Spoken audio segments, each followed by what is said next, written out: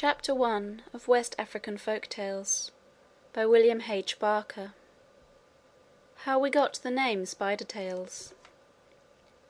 In the olden days all the stories which men told were stories of Nankupon, the chief of the gods. Spider, who was very conceited, wanted the stories to be told about him. Accordingly one day he went to Nankupon and asked that in future all tales told by men might be Anansi stories instead of Nankupon stories. Nankupon agreed on one condition. He told Spider, or Anansi, that he must bring him 3 things.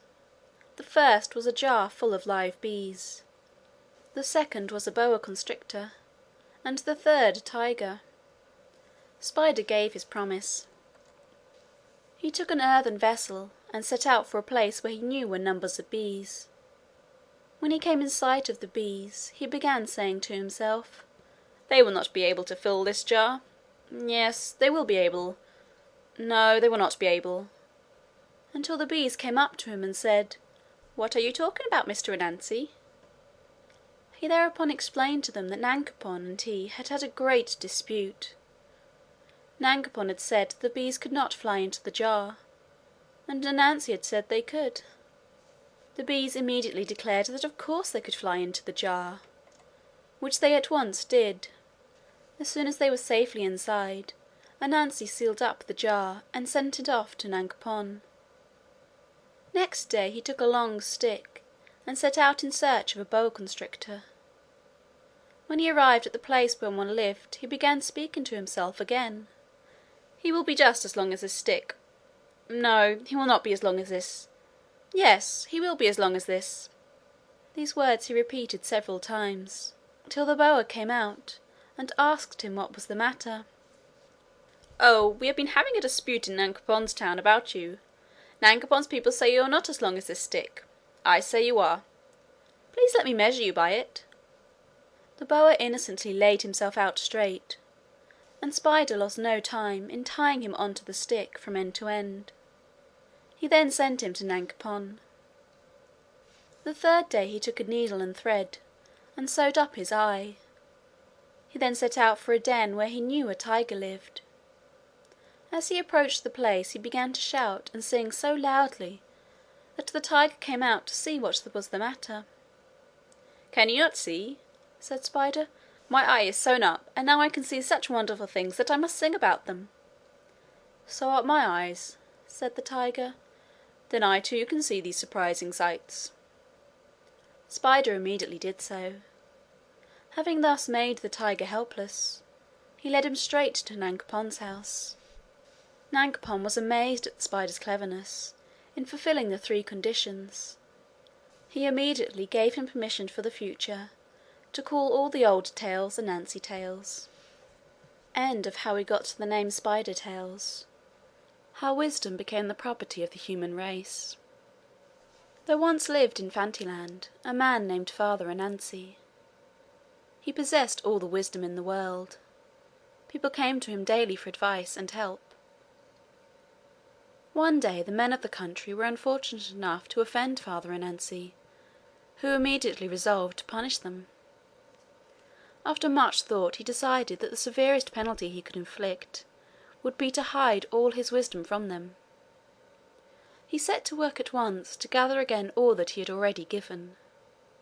When he had succeeded, as he thought, in collecting it, he placed all in one great pot. This he carefully sealed, and determined to put it in a spot where no human being could reach it.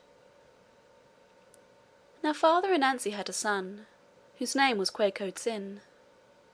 This boy began to suspect his father of some secret design, so he made up his mind to watch carefully. Next day he saw his father quietly slip out of the house, with his precious pot hung round his neck. Quarcoo followed.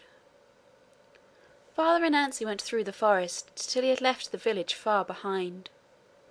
Then, selecting the highest and most inaccessible looking tree, he began to climb.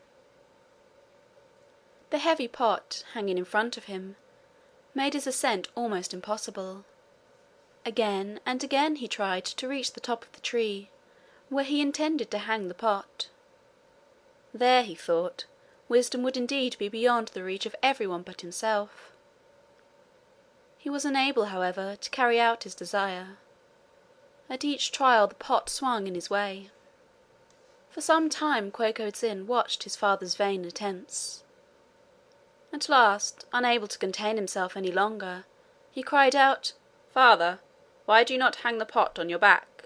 Then you could easily climb the tree." Father Anansi turned and said, "I thought I had all the world's wisdom in this pot, but I find you possess more than I do. All my wisdom was insufficient to show me what to do, yet you have been able to tell me." In his anger he threw the pot down. It struck on a great rock and broke. The wisdom contained in it escaped and spread throughout the world. End of How Wisdom Became the Property of the Human Race. Chapter 3. Anansi and Nothing. Near Anansi's miserable little hut there was a fine palace where lived a very rich man called Nothing. Nothing and Anansi proposed one day to go to the neighboring town to get some wives. Accordingly, they set off together. Nothing, being a rich man, wore a very fine velvet cloth, while Anansi had a ragged cotton one. While they were on their way, Anansi persuaded Nothing to change clothes for a little while, promising to give back the fine velvet before they reached the town. He delayed doing this, however, first on one pretext, then on another, till they arrived at their destination. Anansi, being dressed in such a fine garment, found no difficulty in getting as many wives as he wished. Poor Nothing, with his ragged and miserable cloth, was treated with great contempt. At first he could not get even one wife. At last, however, a woman took pity on him and gave him her daughter. The poor girl was laughed at very heartily by Anansi's wives for choosing such a beggar as Nothing appeared to be. She wisely took no notice of their scorn. The party set off for home. When they reached the crossroads leading to their respective houses, the women were astonished. The road leading to Anansi's house was only half cleared. The one which led to Nothing's palace was, of course, wide and well made. Not only so, but his servants had strewn it with beautiful skins and carpets in preparation for his return. Servants were there awaiting him, with fine clothes for himself and his wife. No one was waiting for Anansi. Nothing's wife was queen over the whole district, and had everything her heart could desire. Anansi's wives could not even get proper food. They had to live on unripe bananas with peppers. The wife of Nothing heard of her friend's miserable state, and invited them to a great feast in her palace. They came, and were so pleased with all they saw that they agreed to stay there. Accordingly, they refused to come back to Anansi's hut. He was very angry, and tried in many ways to kill Nothing, but without success. Finally, however, he persuaded some rat friends to dig a deep tunnel in front of Nothing's door. When the hole was finished, Anansi lined it with knives and broken bottles. He then smeared the steps of the palace with ochre to make them very slippery, and withdrew to a little distance. When he thought Nothing's household was safely in bed and asleep, he called to Nothing to come out to the courtyard and see something. Nothing's wife, however, dissuaded him from going. Anansi tried again and again, and each time she bade her husband not to listen. At last Nothing determined to go and see this thing. As he placed his foot on the first step, of course he slipped, and down he fell into the hole. The noise alarmed the household. Lights were fetched, and Nothing was found in the ditch, so much wounded by the knives that he soon died. His wife was terribly grieved at his untimely death. She boiled many yams, mashed them, and took a great dishful of them round the district. To every child she met she gave some, so that the child might help her to cry for her husband. This is why, if you find a child crying, and ask the cause, you will often be told he is crying for nothing. End of chapter 3. There had been a long and severe famine in the land where Anansi lived. He had been quite unable to obtain food for his poor wife and family. One day, gazing desperately out to sea, he saw rising from the mists of the water a tiny island with a tall palm tree upon it. He determined to reach this tree, if any means proved possible, and climb it, in the hope of finding a few nuts to reward him. How to get there was the difficulty. This, however, solved itself when he reached the beach, for there lay means to his hand in the shape of an old broken boat. It certainly did not look very strong, but Anansi decided to try it. His first 6 attempts were unsuccessful. A great wave dashed him back onto the beach each time he tried to put off. He was persevering, however, and at the 7th trial was successful in getting away. He steered the battered old boat as best he could, and at length reached the palm tree of his desire. Having tied the boat to the trunk of the tree, which almost grew straight out of the water, he climbed towards the nuts. Plucking all he could reach, he dropped them, one by one, down to the boat. To his dismay, however, everyone missed the boat and fell, instead, to the water, until only the last one remained. This he aimed even more carefully than the others, but it also fell into the water and disappeared from his hungry eyes. He had not even tasted one, and now all were gone. He could not bear the thought of going home empty-handed, so, in his despair, he threw himself into the water, too. To his complete astonishment, instead of being drowned, he found himself standing on the sea bottom in front of a pretty little cottage. From the latter came an old man, who asked Anansi what he wanted so badly that he had to come to Thunder's cottage to seek it.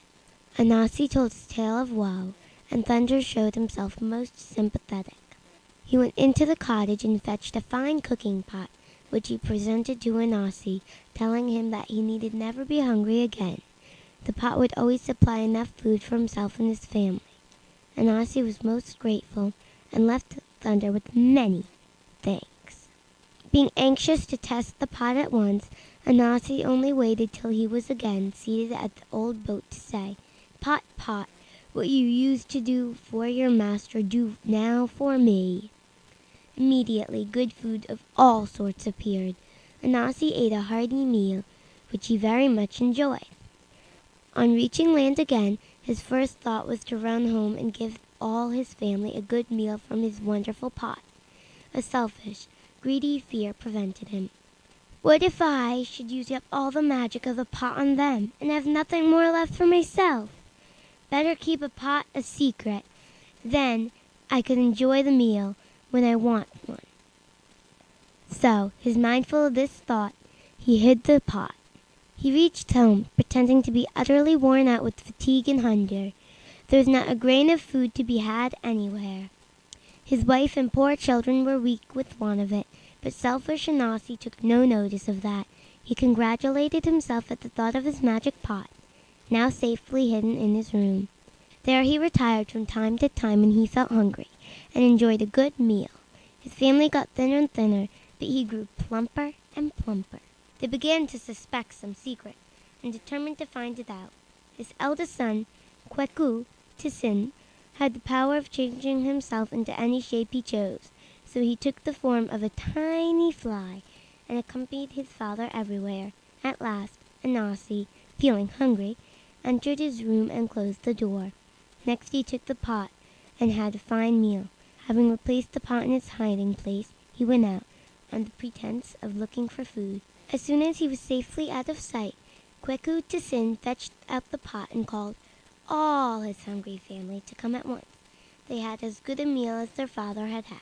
When they had finished, Miss Anansi, to punish her husband, said she would take the pot down to the village and give everybody a meal.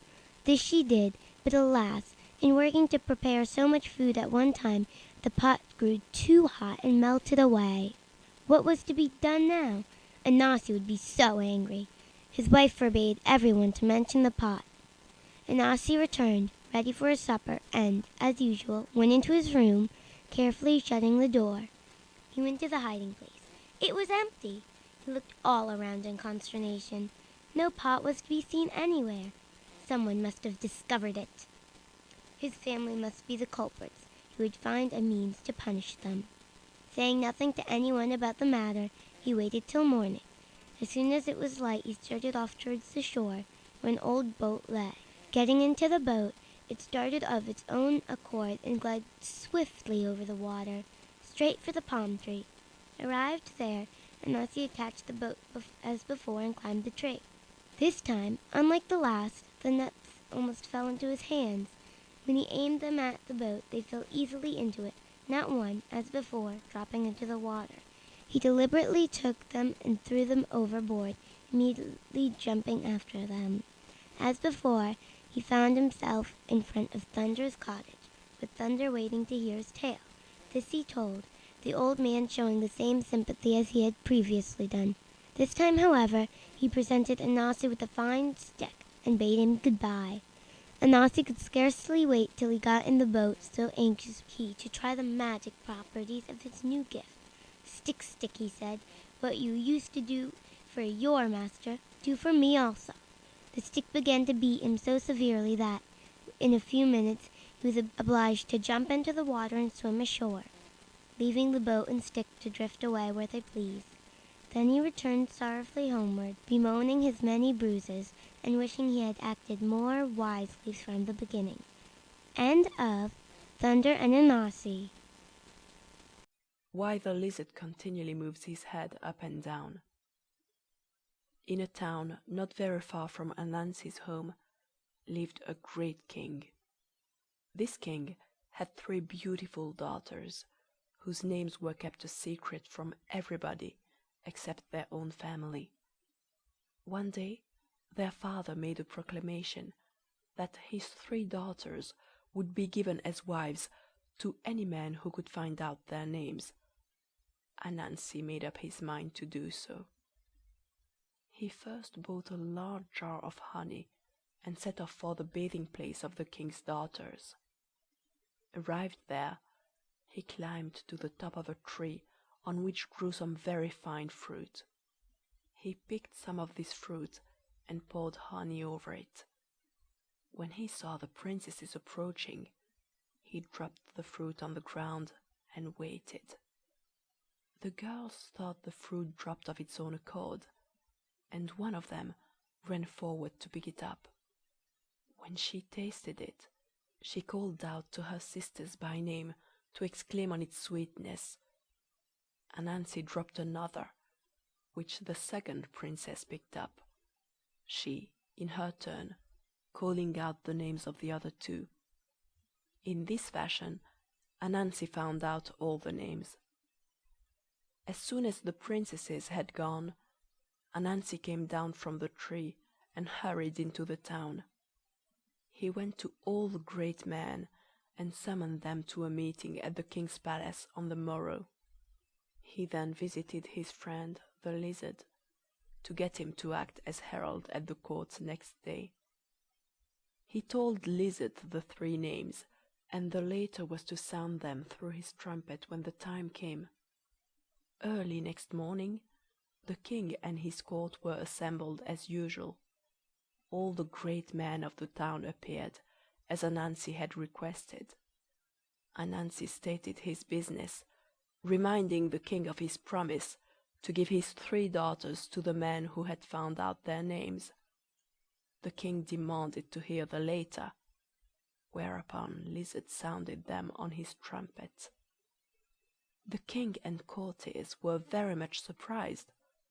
His Majesty, however, could not break the promise he had made of giving his daughters to the man who named them. He accordingly gave them to Mr. Lizard. Anansi was very angry, and explained that he had told the names to Lizard, so that he ought to get at least 2 of the girls, while Lizard could have the 3rd. The king refused. Anansi then begged hard for even 1, but that was also refused. He went home in a very bad temper, declaring that he would be revenged on Lizard for stealing his wives away. He thought over the matter very carefully, but could not find a way of punishing Lizard. At last, however, he had an idea. He went to the king and explained that he was setting off next morning on a long journey. He wished to start very early, and so begged the king's help. The king had a fine cock, which always crowed at daybreak to waken the king if he wished to get up early. Anansi begged that the king would command the cock to crow next morning, that Anansi might be sure of getting off in time. This the king readily promised. As soon as night fell, Anansi went by a back way to the cock's sleeping place, seized the bird quickly, and killed it. He then carried it to Lizard's house, where all were in bed. There he quietly cooked the cock, placed the feathers under Lizard's bed, and put some of the flesh on a dish close to Lizard's hand. The wicked Anansi then took some boiling water and poured it into poor Lizard's mouth, thus making him dumb. When morning came, Anansi went to the king and reproached him for not letting the cock crow. The king was much surprised to hear that it had not obeyed his commands. He sent one of his servants to find and bring the cock to him, but of course the servant returned empty-handed. The king then ordered them to find the thief. No trace of him could be found anywhere. Anansi then cunningly said to the king, "I know Lizard is a rogue, because he stole my 3 wives from me. Perhaps he is the thief." Accordingly, the man went to search Lizard's house. There, of course, they found the remnants of the cock, cooked ready to eat, and his feathers under the bed. They questioned Lizard, but the poor animal was unable to reply.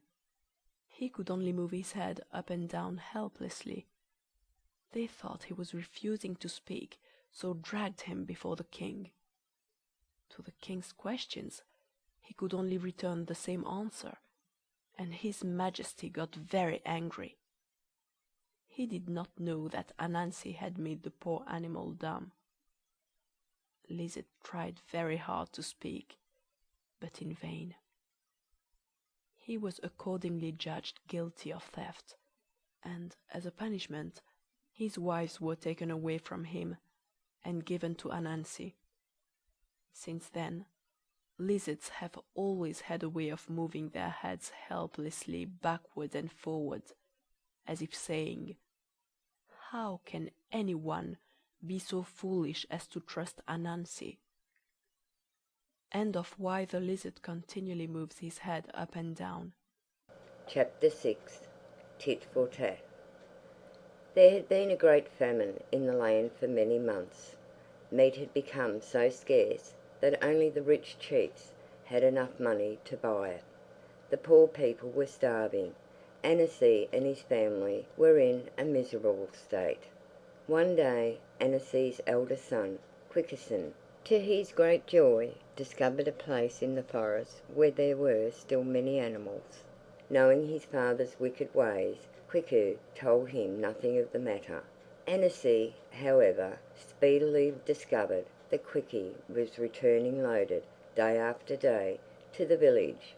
There he was able to sell meat at a good price to the hungry villagers. Anansi immediately wanted to know the secret, but his son wisely refused to tell him. The old man determined to find out by a trick.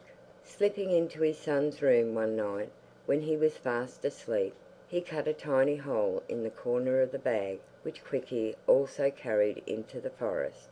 Anansi then put a quantity of ashes into the bag and replaced it where he had found it. Next morning, as Quarcoo set out for the forest, he threw the bag, as usual, over his shoulder. Unknown to him, at each step, the ashes were sprinkled on the ground. Consequently, when Anansi set out an hour later, he was easily able to follow his son by means of the trail of ashes. He too arrived at the animal's home in the forest and found Quickie there before him. He immediately drove his son away, saying that, by the law of the land, the place belonged to him. Quickie saw how he had been tricked and determined to have the meat back. He accordingly went home, made a tiny image and hung little bells round its neck. He then tied a long thread to its head and returned toward the hunting place. When about halfway there, he hung the image to a branch of a tree in the path and hid himself in the bushes nearby, holding the other end of the thread in his hand. The greedy father, in the meantime, had killed as many animals as he could find, being determined to become rich as speedily as possible. He then skinned them and prepared the flesh, to carry it to the neighbouring villages to sell. Taking the first load, he set off for his own village. Halfway there he came to the place where the image hung in the way. Thinking this was one of the gods, he stopped. As he approached, the image began to shake its head vigorously at him. He felt that this meant that the gods were angry. To please them, he said to the image, "May I give you a little of this meat?" Again the image shook its head. "May I give you half of this meat?" he then inquired. The head shook once more. "Do you want the whole of this meat?" he shouted fiercely. This time the head nodded, as if the image were well pleased. "I will not give you all my meat," Anansi cried. At this the image shook in every limb, as if in a terrible temper. Anansi was so frightened that he threw the whole load on the ground and ran away. As he ran, he called back, "Tomorrow I shall go to Ekabon, and you will not be able to take my meat from me there, you thief." But Quickie had heard where his father intended to go next day, and set the image in his path as before. Again Anansi was obliged to leave his whole load, and again he called out the name of the place where he would go the following day. The same thing occurred day after day, till all the animals in the wood were killed.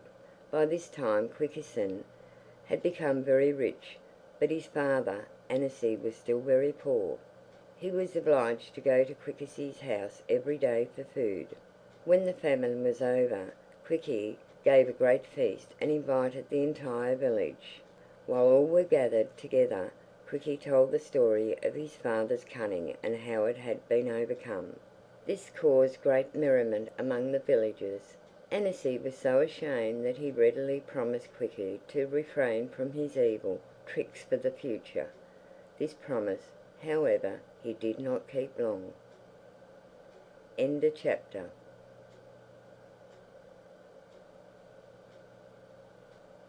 Why White Ants Always Harm Man's Property by William H. Barker. There came once such a terrible famine in the land that a grain of corn was worth more than its weight in gold. A hungry spider was wandering through the forest looking for food. To his great joy he found a dead antelope. Knowing that he would not be allowed to reach home in safety with it, he wrapped it up very carefully in a long mat and bound it securely. Placing it on his head, he started for home. As he went, he wept bitterly, telling everyone that this was his dead grandfather's body. Everyone he met sympathized heartily with him. On his way he met the wolf and the leopard. These two wise animals suspected that this was one of Spider's tricks. They knew that he was not to be trusted. Walking on a little way, they discussed what they could do to find out what was in the bundle. They agreed to take a short cut across the country to a tree which they knew Cousin Spider must pass. When they reached this tree, they hid themselves very carefully behind it and waited for him. As he passed the place, they shook the tree and uttered frightful noises. This so frightened Mr. Spider that he dropped his load and ran away. The two gentlemen opened the bundle and, to their great joy, discovered the flesh of the antelope in it. They carried it off to their own home and began to prepare supper. When Mr. Spider recovered from his fear, he began to wonder who could have been at the tree to make the noise. He decided that his enemies must be the wolf and the leopard. He made up his mind he would get his meat back from them. He took a small lizard and filed his teeth to fine, sharp points. He then sent him to spy upon the wolf and leopard by begging fire from them. He was to get the fire and quench it as soon as he left their cottage. He could then return and ask a second time. If they asked him questions, he must smile and show his teeth. The lizard did as he was told, and everything turned out just as Spider had expected. Wolf and Leopard eagerly asked the lizard where he had had his teeth filed so beautifully. He replied that filing Spider had done it for him. Wolf and Leopard discussed the matter and decided to have their teeth filed in the same way. They could then easily break the bones of their food. Accordingly, they went to the house of the disguised Spider and asked him to make their teeth like lizards. Spider agreed, but said that to do it properly, he would first have to hang them on a tree. They made no objection to this. When he had them safely hung, Spider and his family came and mocked them. Spider then went to their cottage and brought away the body of the antelope.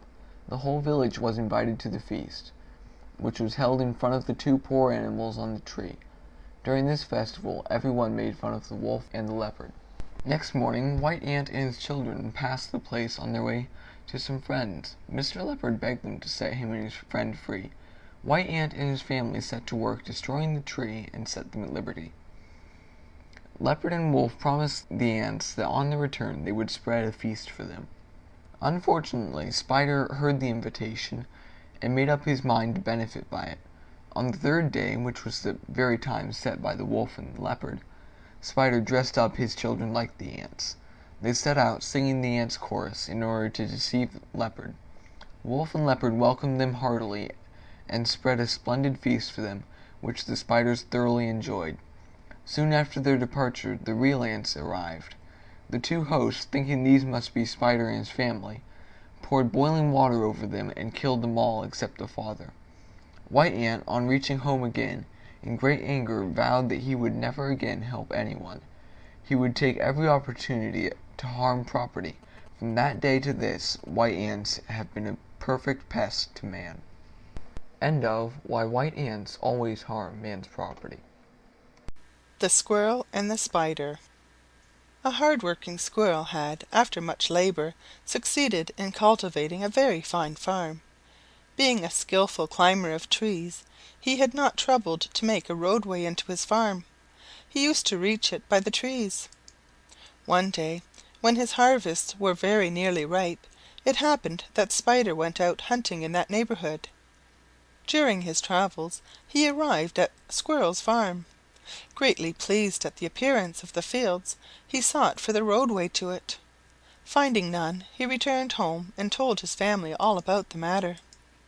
The very next day they all set out for this fine place, and set to work immediately to make a road. When this was completed, Spider, who was very cunning, threw pieces of earthenware pot along the pathway. This he did to make believe that his children had dropped them while working to prepare the farm. Then he and his family began to cut down and carry away such of the corn as was ripe. Squirrel noticed that his fields were being robbed, but could not at first find the thief. He determined to watch. Sure enough, Spider soon reappeared to steal more of the harvest. Squirrel demanded to know what right he had on these fields. Spider immediately asked him the same question. "They are my fields," said the Squirrel. "Oh, no, they are mine," retorted the Spider. "I dug them and sowed them and planted them," said poor Squirrel. "Then where is your roadway to them?" said crafty Spider. "I need no roadway. I come by the trees," was Squirrel's reply. Needless to say, Spider laughed such an answer to scorn, and continued to use the farm as his own. Squirrel appealed to the law, but the court decided that no one had ever had a farm without a road leading to it. Therefore the fields must be Spider's. In great glee, Spider and his family prepared to cut down all the harvest that remained. When it was cut, they tied it in great bundles and set off to the nearest market-place to sell it. When they were about halfway there, a terrible storm came on. They were obliged to put down their burdens by the roadside and run for shelter. When the storm had passed, they returned to pick up their loads. As they approached the spot, they found a great black crow there, with his broad wings outspread to keep the bundles dry. Spider went to him and very politely thanked him for so kindly taking care of their property. "Your property?" replied Father Crow. "Who ever heard of any one leaving bundles of corn by the roadside? Nonsense! These loads are mine." So saying, he picked them up and went off with them, leaving Spider and his children to return home sorrowful and empty handed. Their thieving ways had brought them little profit. End of The Squirrel and the Spider. Chapter 9. Why we see ants carrying bundles as big as themselves. Quiku and Quiku his son, were both very clever farmers. Generally they succeeded in getting fine harvests from each of their farms. One year, however, they were very unfortunate. They had sown their seeds as usual, but no rain had fallen for more than a month after, and it looked as if the seeds would be unable to sprout. Quiku was walking sadly through his fields one day, looking at the bare, dry ground, and wondering what he and his family would do for food if they were unable to get any harvest. To his surprise, he saw a tiny dwarf seated by the roadside.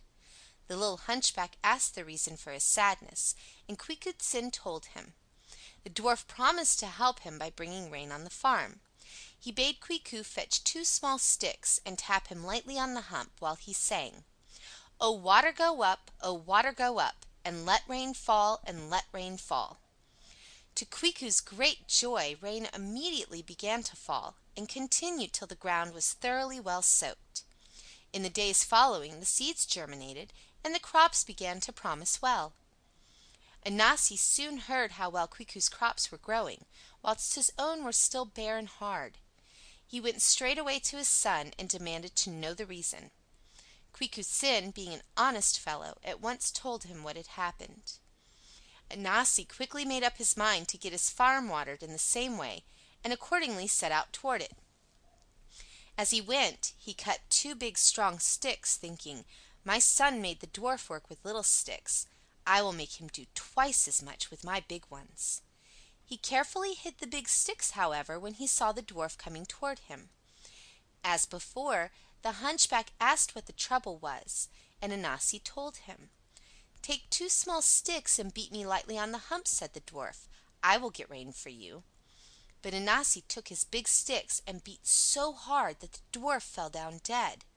The greedy fellow was now thoroughly frightened, for he knew that the dwarf was jester to the king of the country, and a very great favorite of his. He wondered how he could fix the blame on someone else. He picked up the dwarf's dead body and carried it to a kola tree. There he laid it on one of the top branches, and sat down under the tree to watch. By and by Quiku came along to see if his father had succeeded in getting rain for his crops. "Did you not see the dwarf, father?" he asked, as he saw the old man sitting alone. "Oh, yes," replied Anansi, "but he has climbed this tree to pick kola. I am now waiting for him." "I will go up and fetch him," said the young man, and immediately began to climb. As soon as his head touched the body of the ladder, of course, he fell to the ground. "Oh, what have you done, you wicked fellow?" cried his father. "You have killed the king's jester." "That is all right," quietly replied the son, who saw that this was one of Anansi's tricks. "The king is very angry with him, and has promised a bag of money to anyone who would kill him. I will now go and get the reward." "No, no, no!" shouted Anansi. "The reward is mine. I killed him with 2 big sticks. I will take him to the king." "Very well," was the son's reply. "As you killed him, you may take him." Off set Anansi, quite pleased with the prospect of getting a reward. He reached the king's court, only to find the king very angry at the death of his favorite. The body of the jester was shut up in a great box, and Anansi was condemned as punishment to carry it on his head forever. The king enchanted the box so that it could never be set down on the ground. The only way in which Anansi could get rid of it was by getting some other man to put it on his head. This, of course, no one was willing to do. At last, one day, when Anansi was almost worn out with his heavy burden, he met the ant. "Will you hold this box for me while I go to market and buy some things I need badly?" said Anansi to Mr. Ant. "I know your tricks, Anansi," replied the ant. "You want to be rid of it." "Oh, no, indeed, Mr. Ant," protested Anansi. "Indeed, I will come back for it. I promise." Mr. Ant, who was an honest fellow and always kept his own promises, believed him. He took the box on his head, and Anansi hurried off. Needless to say, the sly fellow had not the least intention of keeping his word. Mr. Ant waited in vain for his return, and was obliged to wander all the rest of his life with the box on his head. That is the reason we so often see ants carrying great bundles as they hurry along. End of chapter 9. Why spiders are always found in the corners of ceilings. Anansi was a very skillful farmer. He, with his wife and son, set to work one year to prepare a farm much larger than any they had previously worked. They planted it with yams, maize, and beans, and were rewarded by a very rich crop. Their harvest was quite 10 times greater than any they had ever had before. Anansi was very well pleased when he saw his wealth of corn and beans. He was, however, an exceedingly selfish and greedy man, who never liked to share anything, even with his own wife and son. When he saw that the crops were quite ripe, he thought of a plan whereby he alone would profit from them. He called his wife and son to him, and spoke thus: "We have all 3 worked exceedingly hard to prepare these fields. They have well repaid us. We will now gather in the harvest and pack it away in our barns. When that is done, we shall be in need of a rest. I propose that you and our son should go back to our home in the village, and remain there at your ease for 2 or 3 weeks. I have to go to the coast on very urgent business. When I return, we will all come to the farm and enjoy our well-earned feast." Anansi's wife and son thought this a very good, sensible plan, and at once agreed to it. They went straight back to their village, leaving the cunning husband to start on his journey. Needless to say, he had not the slightest intention of so doing. Instead, he built himself a very comfortable hut near the farm, supplied it with all manner of cooking utensils, gathered in a large store of the corn and vegetables from the barn, and prepared for a solitary feast. This went on for a fortnight. By that time Anansi's son began to think it was time for him to go and weed the farm, lest the weeds should grow too high. He accordingly went there and worked several hours on it. While passing the barn he happened to look in. Great was his surprise to see that more than half of their magnificent harvest had gone. He was greatly disturbed, thinking robbers had been at work, and wondered how he could prevent further mischief. Returning to the village, he told the people there what had happened, and they helped to make a rubber man. When evening came they carried the sticky figure to the farm, and placed it in the midst of the fields to frighten away the thieves. Some of the young men remained with Anansi's son to watch in one of the barns. When all was dark, Anansi, quite unaware of what had happened, came as usual out of his hiding place to fetch more food. On his way to the barn he saw in front of him the figure of a man, and at first felt very frightened. Finding that the man did not move, however, he gained confidence and went up to him. "What do you want here?" said he. There was no answer. He repeated his question with the same result. Anansi then became very angry, and dealt the figure a blow on the cheek with his right hand. Of course his hand stuck fast to the rubber. "How dare you hold my hand?" he exclaimed. "Let me go at once, or I shall hit you again." Then he hit the figure with his left hand, which also stuck. He tried to disengage himself by pushing against it with his knees and body, until finally knees, body, hands, and head were all firmly attached to the rubber man. There Anansi had to stay until daybreak, when his son came out with the other villagers to catch the robber. They were astonished to find that the evildoer was Anansi himself. He, on the other hand, was so ashamed to be caught in the act of greediness that he changed into a spider, and took refuge in the dark corner of the ceiling, lest any one should see him. Since then spiders have always been found in dark, dusty corners, where people are not likely to notice them. End of chapter 10. Anansi and the Blind Fisherman by William H. Barker. Anansi, in his old age, became a fisherman. Very soon after that, his sight began to fail. Finally, he grew quite blind. However, still being very strong, he continued his fishing with the help of two men. The latter were exceedingly kind to him, and aiding him in every possible way. They led him each morning to the beach and into the canoe. They told him where to spread his net and when to pull it in. When they returned to land, they told him just where and when to step out, so that he did not even get wet. Day after day this went on, but Anansi, instead of being in the least grateful to them, behaved very badly. When they told him where to spread his net, he would reply, "I know, I was just about to put it there." When they were directing him to get out of the boat, he would say, "Oh, I know perfectly well we're at the beach. I was just getting ready to step out." This went on for a long time, Anansi getting ruder and ruder to his helpers every day, until they could bear his treatment no longer. They determined when opportunity offered to punish him for his ingratitude. The next day, as usual, he came with them to the beach. When they had got the canoe ready, they bade him step in. "Do you think I am a fool?" he said. "I know the canoe is there." They made no answer, but got in and patiently pulled toward the fishing place. When they told him where to spread his net, he replied with so much abuse that they determined there and then to punish him. By this time the canoe was full of fish, so they turned to row home. When they had gone a little way, they stopped and said to him, "Here we are at the beach." He promptly told them that they were very foolish to tell him a thing that he knew so well. He added many rude and insulting remarks, which made them thoroughly angry. He then jumped proudly out, expecting to land on the beach. To his great astonishment, he found himself sinking in deep water. The two men rowed quickly away, leaving him to struggle. Like all men of that country, he was a good swimmer, but of course, being blind, he was unable to see where the land lay, so he swam until he was completely tired out and was drowned. End of Anansi and the Blind Fisherman. There once lived a woman who had one great desire. She longed to have a daughter, but alas, she was childless.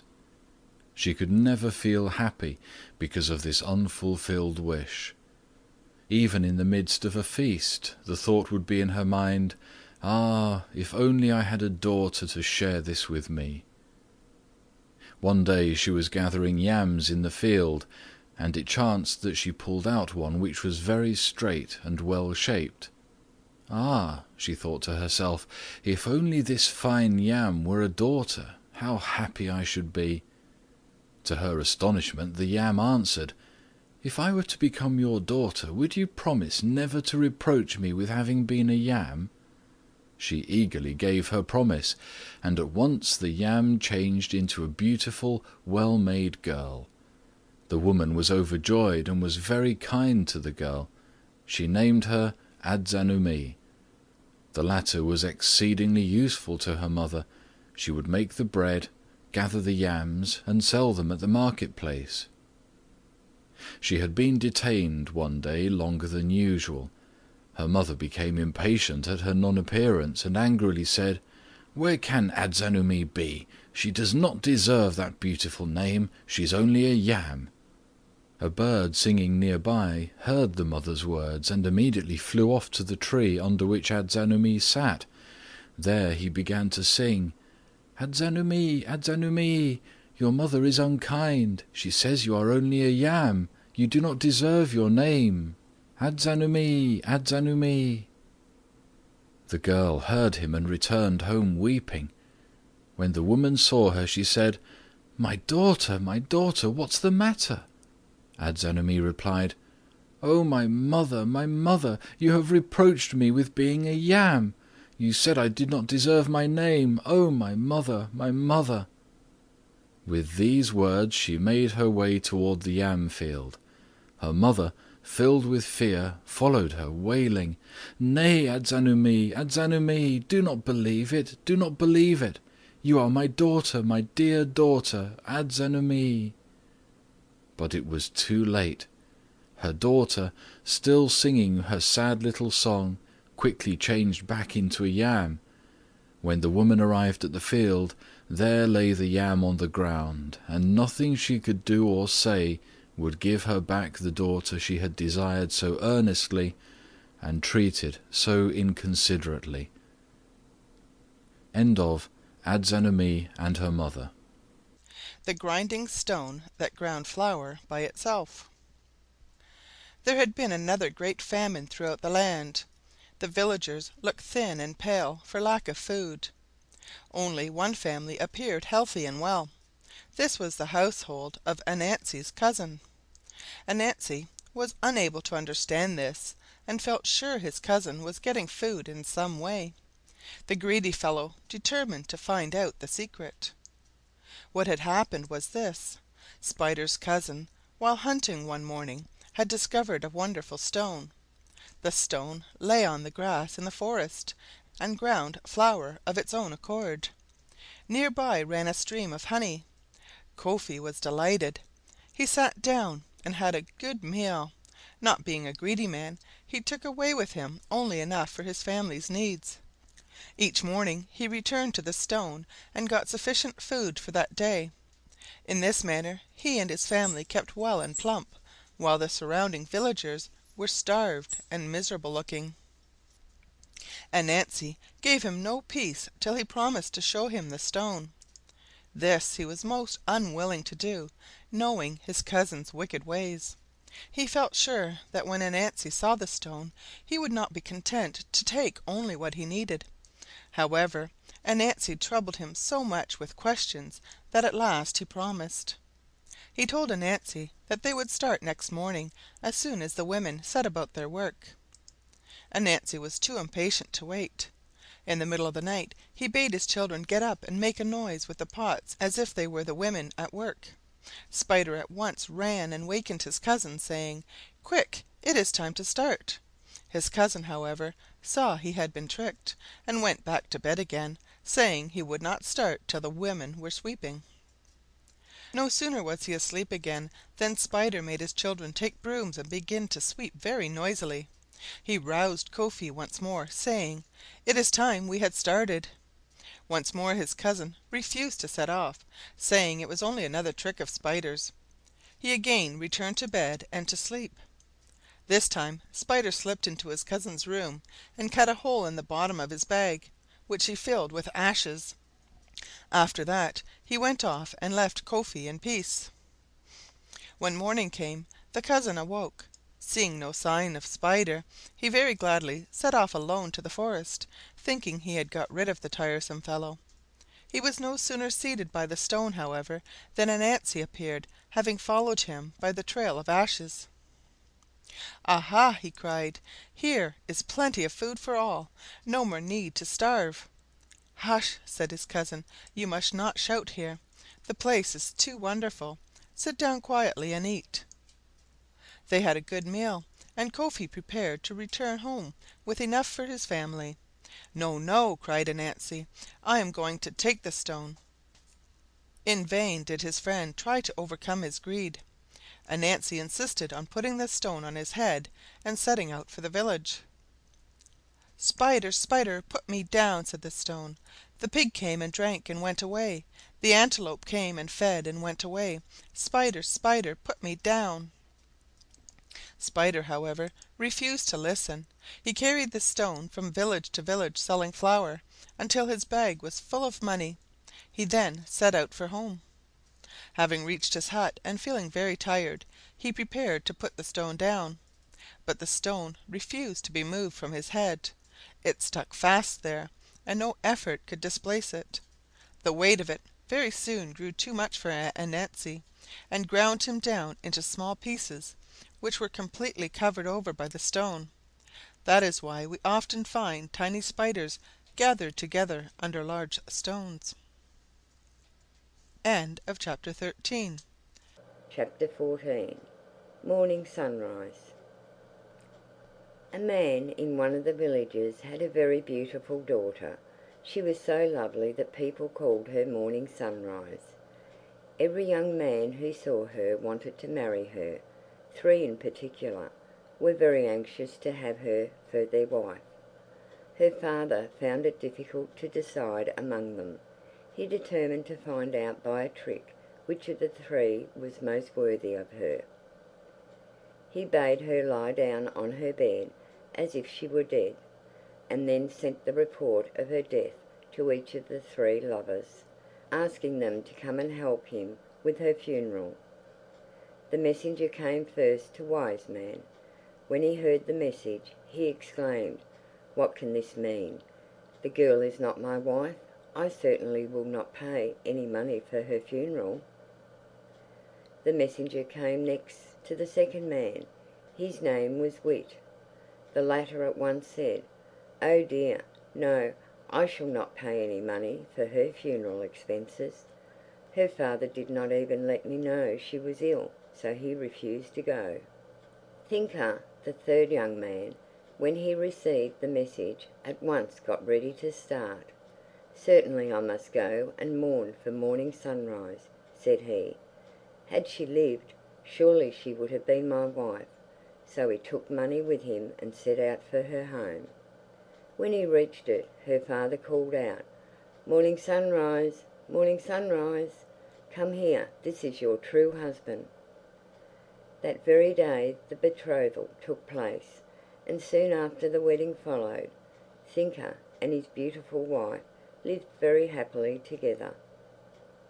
End of chapter. Why the Sea Turtle, when caught, beats its breast with its forelegs. Many centuries ago, the people of this earth were much troubled by floods. The sea used to at times overflow its usual boundaries and sweep across the low, sandy stretches of land which bordered it. Time and again this happened, many lives being lost at each flood. Mankind was very troubled to find an escape from this oft-repeated disaster. He could think of no way of avoiding it. Fortunately for him, the wise turtle came to his help. "Take my advice," said she, "and plant rows of palms along the sea-coast. They will bind the sand together and keep it from being washed so easily away." He did so, with great success. The roots of the palms kept the sand firmly in its place. When the time came again for the sea to overflow, it washed just to the line of trees and came no farther. Thus many lives were saved annually by the kind forethought of the turtle. In return, one would think, mankind would protect and cherish this poor animal. But no. Each time a turtle comes to the seashore to lay her eggs among the sand, she is caught and killed for the sake of her flesh. It is the thought of the ingratitude of mankind to her which makes her beat her breast with her forelegs when she is caught. She seems to be saying, "Ah, this is all the return I get for my kindness to you." End of chapter 15. How beasts and serpents first came into the world. The famine had lasted nearly 3 years. Quarcoo's inn, being very hungry, looked daily in the forest in the hope of finding food.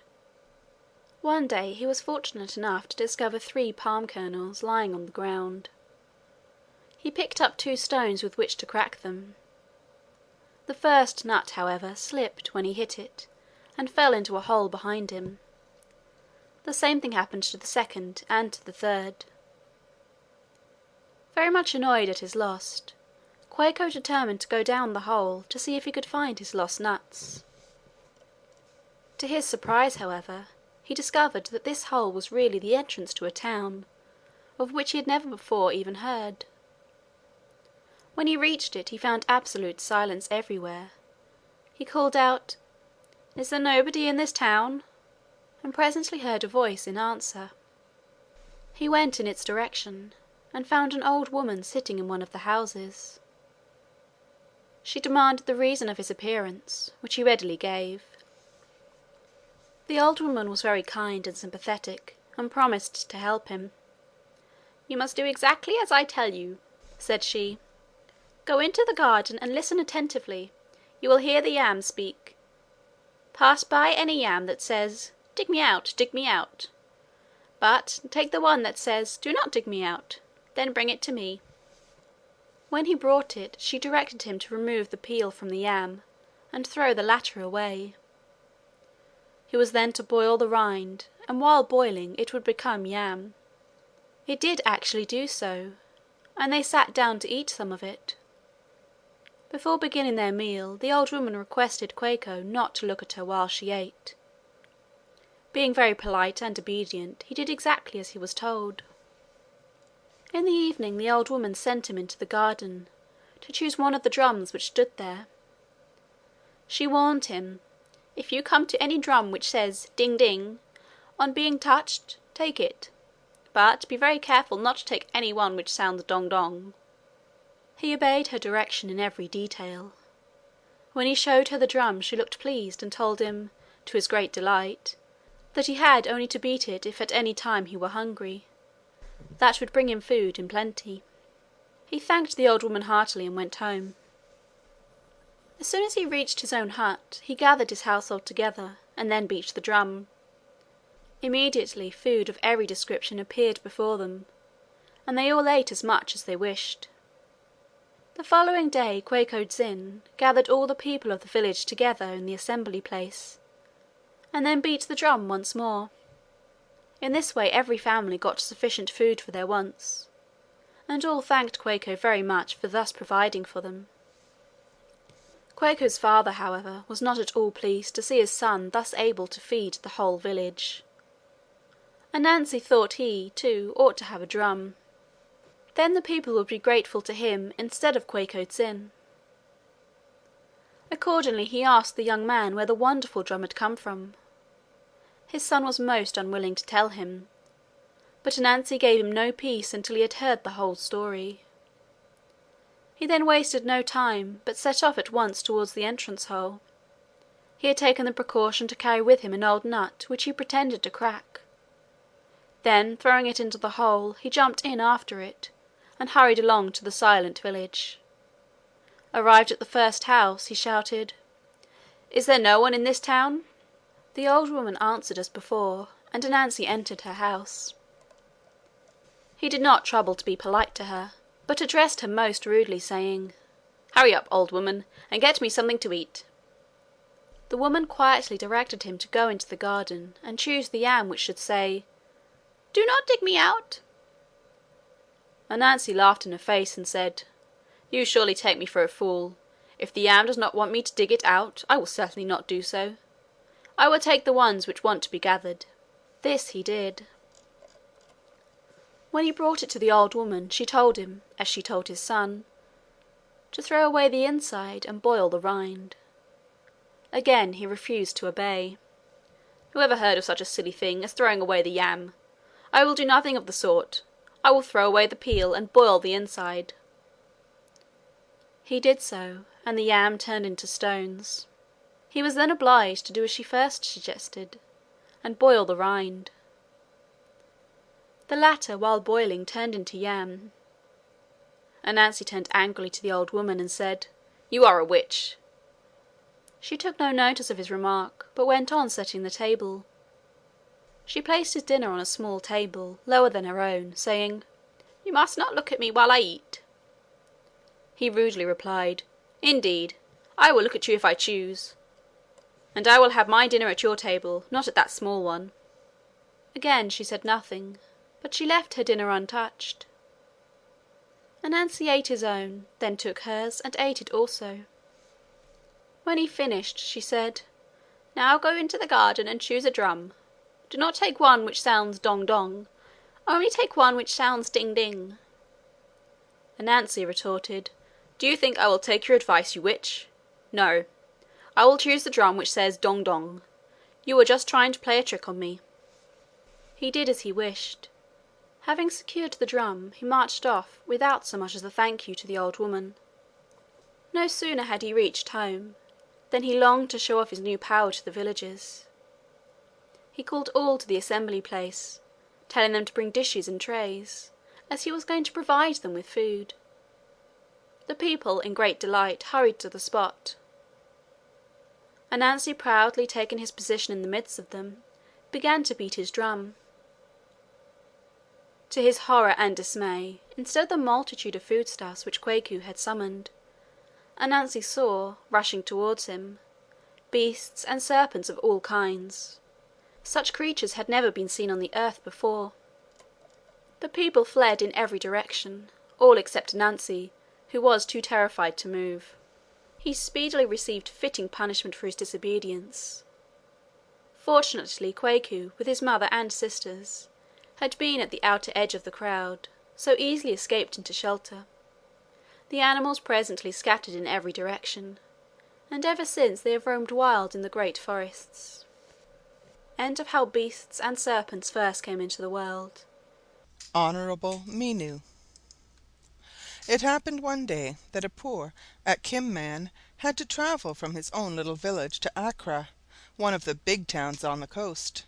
This man could only speak the language of his own village, which was not understood by the men of the town. As he approached Accra he met a great herd of cows. He was surprised at the number of them, and wondered to whom they could belong. Seeing a man with them, he asked him, "To whom do these cows belong?"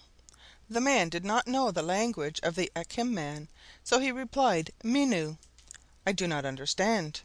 The traveller, however, thought that Minu was the name of the owner of the cows, and exclaimed, "Mr. Minu must be very rich." He then entered the town. Very soon he saw a fine large building, and wondered to whom it might belong. The man he asked could not understand his question, so he also answered, "Minu." "Dear me, what a rich fellow Mr. Minu must be!" cried the Akim man.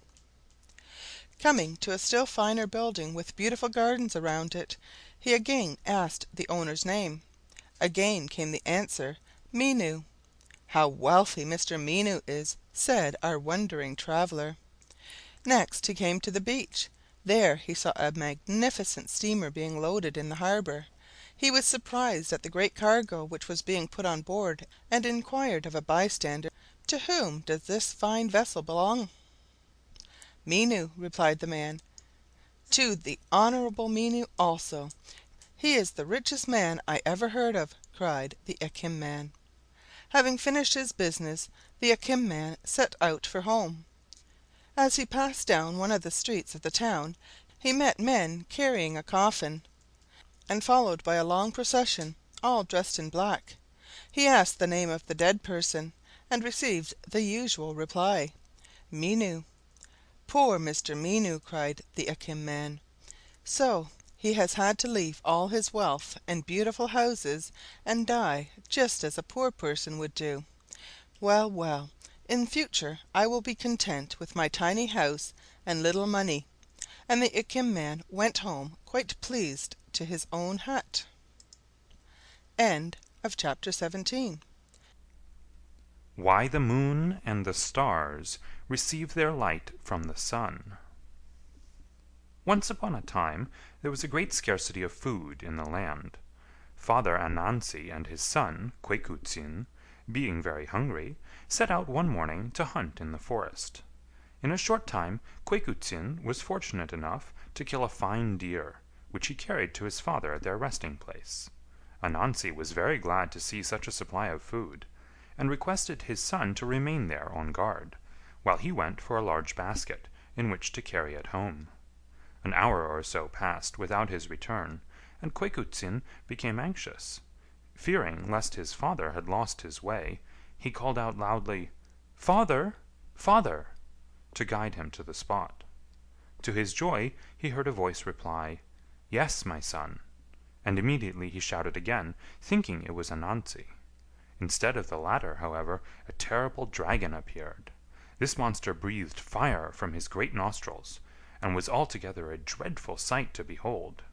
Quarcoo was terrified at his approach, and speedily hid himself in a cave near by.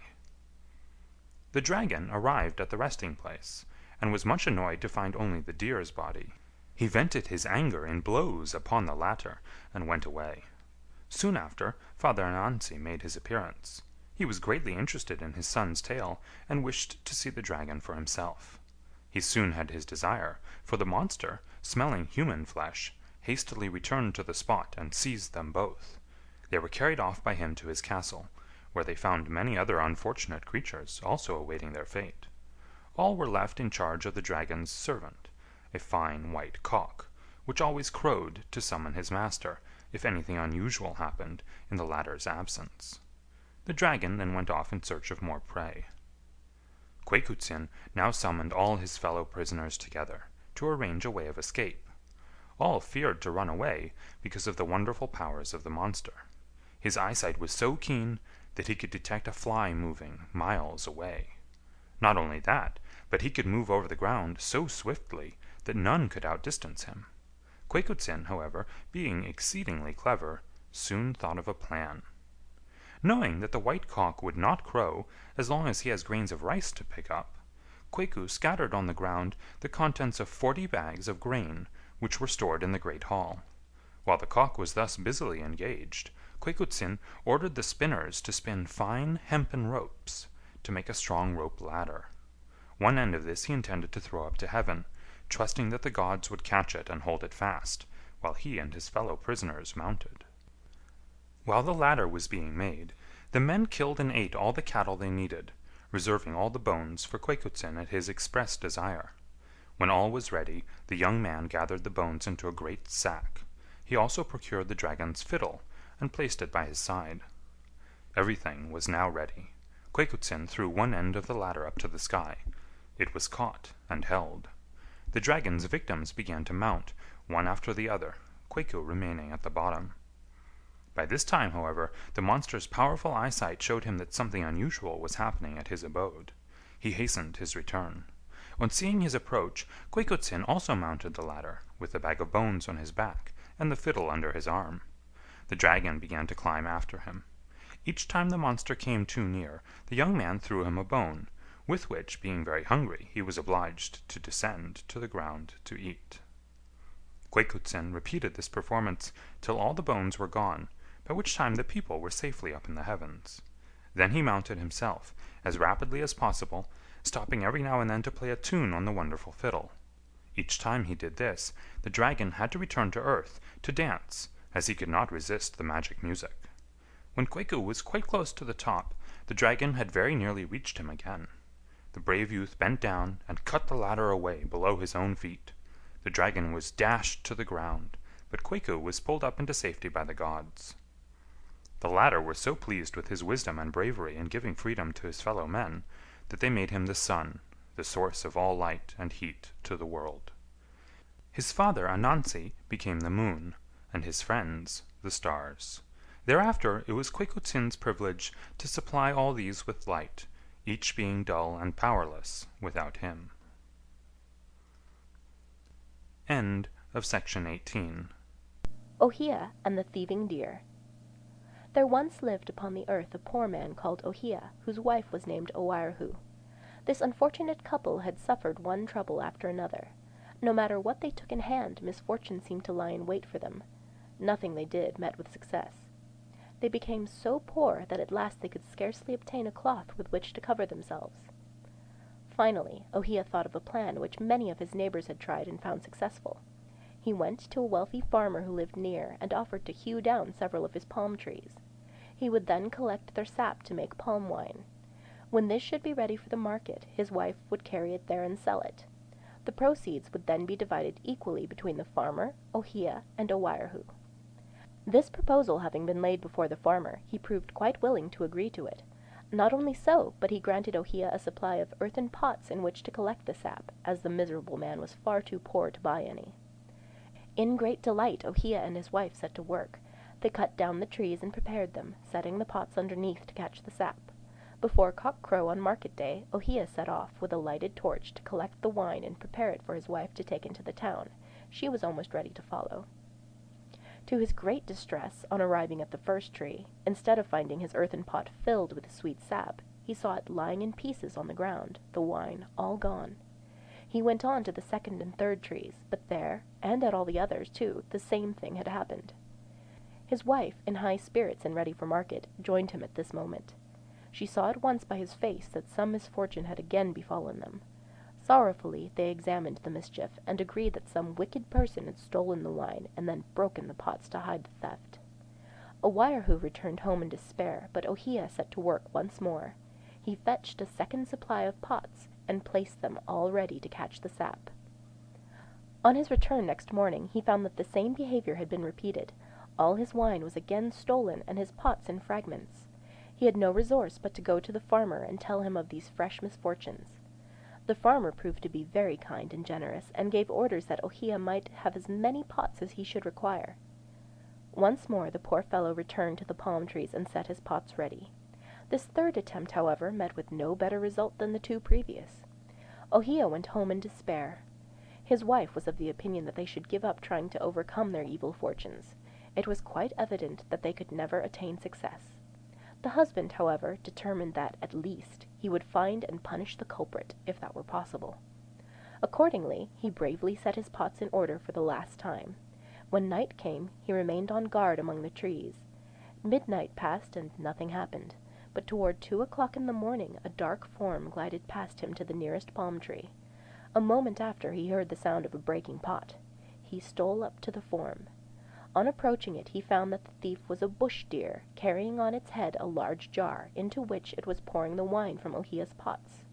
As it emptied them, it threw them carelessly on the ground, breaking them in pieces. Ohia ventured a little nearer, intending to seize the culprit. The latter, however, was too quick for him and escaped, dropping his great pot on the ground as he ran. The deer was very fleet, but Ohia had fully determined to catch him, so followed. The chase continued over many miles until midday arrived, at which time they had reached the bottom of a high hill. The deer immediately began to climb, and Ohia, though almost tired out, still followed. Finally, the summit of the hill was reached, and there Ohia found himself in the midst of a great gathering of quadrupeds.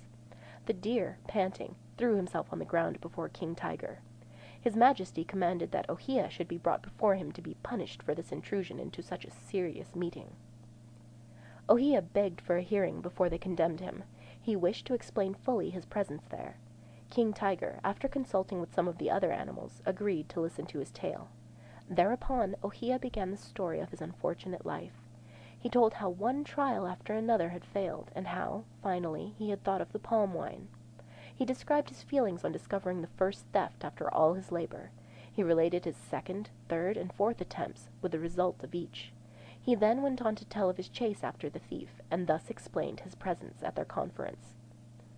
The quadrupeds listened very attentively to the recital of Ohia's troubles. At the conclusion, they unanimously agreed that the deer was the culprit and the man blameless. The former was accordingly sentenced to punishment, while the latter received an apology in the name of the entire conference. King Tiger, it appeared, had each morning given Deer a large sum of money wherewith to purchase palm wine for the whole assembly. The deer had stolen the wine and kept the money. To make up to Ohia for his losses, King Tiger offered him, as a gift, the power of understanding the conversation of all animals. This, said he, would speedily make Ohia a rich man. But he attached one condition to the gift. Ohia must never, on pain of instant death, tell anyone about his wonderful power. The poor man, much delighted, set off for home. When it was reached, he lost no time in setting to work at his palm trees again. From that day his troubles seemed over. His wine was never interfered with, and he and Ohiahu became more and more prosperous and happy. One morning, while he was bathing in a pool quite close to his house, he heard a hen and her chickens talking together in his garden. He listened, and distinctly heard a chicken tell Mother Hen about 3 jars of gold buried in Ohia's garden. The hen bade the chicken be careful, lest her master should see her scraping near the gold, and so discover it. Ohia pretended to take no notice of what they were saying, and went away. Presently, when Mother Hen and her brood had gone, he came back and commenced digging in that part of the garden. To his great joy, he soon found 3 large jars of gold. They contained enough money to keep him in comfort all his life. He was careful, however, not to mention his treasure to anyone but his wife. He hid it safely inside his house. Soon he and Ohiahu had become one of the richest couples in the neighborhood, and owned quite a large amount of property. Ohia thought he could afford now to keep a second wife, so he married again. Unfortunately, the new wife did not at all resemble Ohiahu. The latter had always been a good, kind, honest woman. The new wife was of a very jealous and selfish disposition. In addition to this, she was lame, and continually imagined that people were making fun of her defect. She took the idea into her head that Ohia and Ohiahu, when together, were in the habit of laughing at her. Nothing was further from their thoughts, but she refused to believe so. Whenever she saw them together, she would stand and listen outside the door to hear what they were saying. Of course, she never succeeded in hearing anything about herself. At last, one evening, Ohia and Ohiahu had gone to bed. The latter was fast asleep when Ohia heard a conversation which amused him very much. A couple of mice in one corner of the room were arranging to go to the larder to get some food, as soon as their master, who was watching them, was asleep. Ohia, thinking this was a good joke, laughed outright. His lame wife heard him and rushed into the room. She thereupon accused him of making fun of her again to Ohiaru. The astonished husband, of course, denied this, but to no purpose. The jealous woman insisted that, if he were laughing at an innocent joke, he would at once tell it to her. This Ohia could not do without breaking his promise to King Tiger. His refusal fully confirmed the lame woman's suspicions, and she did not rest till she had laid the whole matter before the chief. He, being an intimate friend of Ohia, tried to persuade him to reveal the joke and set the matter at rest. Ohia naturally was most unwilling to do anything of the sort.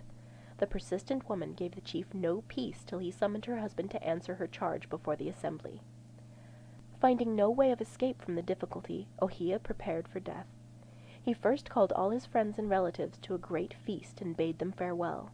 Then he put his affairs in order, bequeathed all his gold to the faithful Ohiaru, and his property to his son and servants. When he had finished, he went to the assembly place, where the people of the neighborhood were gathered together. He first took leave of the chief, and then commenced his tale. He related the story of his many misfortunes, of his adventure with a deer, and of his promise to King Tiger. Finally, he explained the cause of his laughter, which had annoyed his wife. In so speaking, he fell dead, as the tiger had warned him. He was buried amid great mourning, for everyone had liked and respected him. The jealous woman who had caused her husband's death was seized and burnt as a witch. Her ashes were then scattered to the four winds of heaven, and it is owing to this unfortunate fact that jealousy and selfishness are so widespread through the world, where before they scarcely existed. End of Ohia and the Thieving Deer. How the Tortoise got its Shell. A few hundred years ago, the chief Mori (God) determined to have a splendid yam festival. He therefore sent his messengers to invite all his chiefs and people to the gathering, which was to take place on Fida (Friday). On the morning of that day he sent some of his servants to the neighboring towns and villages to buy goats, sheep, and cows for the great feast. Mr. Klo, the Tortoise, who was a tall and handsome fellow, was sent to buy palm wine. He was directed to the palm fields of Kwofi, the Chicken. At that time Klo was a very powerful traveler, and speedily reached his destination, although it was many miles distant from Mori's palace. When he arrived, Kwofi was taking his breakfast. When they had exchanged polite salutations, Kwofi asked the reason of Klo's visit. He replied, "I was sent by his Majesty Mori, the ruler of the world, to buy him palm wine." "Whether he's the ruler of this world or not," answered Kwofi, "no one can buy my wine with money. If you want it, you must fight for it. If you win, you can have it all, and the palm trees too." This answer delighted Klo, as he was a very strong fighter. Kwofi was the same, so that the fighting continued for several hours before Klo was able to overcome Kwofi. He was at last successful, however, and securely bound Kwofi before he left him. Then, taking his great pot, he filled it with wine. Finding that there was more wine than the pot would hold, Klo foolishly drank all the rest. He then piled the palm trees on his back and set out for the palace with the pot of wine. The amount which he had drunk, however, made him feel so sleepy and tired that he could not walk fast with his load. Added to this, a terrible rain began to fall, which made the ground very slippery and still more difficult to travel over. By the time Klo succeeded in reaching his master's palace, the gates were shut and locked. Mori, finding it so late, had concluded that every one was inside. There were many people packed into the great hall, and all were singing and dancing. The noise of the concert was so great that no one heard Klo's knocking at the gate, and there he had to stay with his great load of wine and palm trees. The rain continued for nearly 2 months, and was so terrible that the people all remained in the palace till it had finished. By that time Klo had died, under the weight of his load, which he had been unable to get off his back. There he lay before the gate, with the pile of palm trees on top of him. When the rain ceased and the gates were opened, the people were amazed to see this great mound in front of the gate, where before there had been nothing. They fetched spades and began to shovel it away. When they came to the bottom of the pile, there lay Klo. His earthenware pot and the dust had caked together and formed quite a hard cover on his back. He was taken into the palace, and by the use of many wonderful medicines he was restored to life. But since that date he has never been able to stand upright. He has been a creeping creature with a great shell on his back. End of chapter 20. A village hunter had one day gone farther afield than usual. Coming to a part of the forest with which he was unacquainted, he was astonished to hear a voice singing. He listened, and this was a song. It is man who forces himself on things, not things which force themselves on him. The singing was accompanied by a sweet music, which entirely charmed the hunter's heart. When the little song was finished, the hunter peeped through the branches to see who the singer could possibly be. Imagine his amazement when he found it was none other than a tortoise, with a tiny harp slung in front of her. Never had he seen such a marvelous thing. Time after time he returned to the same place in order to listen to this wonderful creature. At last, he persuaded her to let him carry her back to his hut, that he might enjoy her singing daily in comfort. This she permitted, only on the understanding that she sang to him alone. The hunter did not rest long content with this arrangement, however. Soon he began to wish that he could show off this wonderful tortoise to all the world, and thereby thought he would gain great honor. He told the secret first to one, then to another, until finally it reached the ears of the chief himself. The hunter was commanded to come and tell his tale before the assembly. When, however, he described the tortoise who sang and played on the harp, people shouted in scorn. They refused to believe him. At last he said, "If I do not speak the truth, I give you leave to kill me. Tomorrow I will bring the tortoise to this place, and you may all hear her. If she cannot do as I say, I am willing to die." "Good," replied the people, "and if the tortoise can do as you say, we give you leave to punish us in any way you choose." The matter being then settled, the hunter returned home, well pleased with the prospect. As soon as the morrow dawned, he carried tortoise and harp down to the assembly place, where a table had been placed ready for her. Everyone gathered around her to listen, but no song came. The people were very patient, quite willing to give both tortoise and hunter a chance. Hours went by, and, to the hunter's dismay and shame, the tortoise remained mute. He tried in every means in his power to coax her to sing, but in vain. The people at first whispered, then spoke outright, in scorn of the boaster and his claims. Night came on and brought with it the hunter's doom. As the last ray of the setting sun faded, he was beheaded. The instant this had happened, the tortoise spoke. The people looked at one another in troubled wonder. "Our brother spoke the truth, then, and we have killed him." The tortoise, however, went on to explain. "He brought his punishment on himself. I led a happy life in the forest, singing my little song. He was not content to come and listen to me. He had to tell my secret, which did not at all concern him, all the world. Had he not tried to make a show of me, this would have never happened. It is man who forces himself on things, not things which force themselves on him. It is man which forces himself on things, not things which force themselves on him." End of The Hunter and the Tortoise. Kwofi and the Gods. Kwofi was the eldest son of a farmer who had 2 wives. Kwofi's mother had no other children. When the boy was 3 years old, his mother died. Kwofi was given to his stepmother to mind. After this she had many children. Kwofi, of course, was the eldest of all. When he was about 10 years old, his father also died. Kwofi had now no relative but his stepmother, for whom he had to work.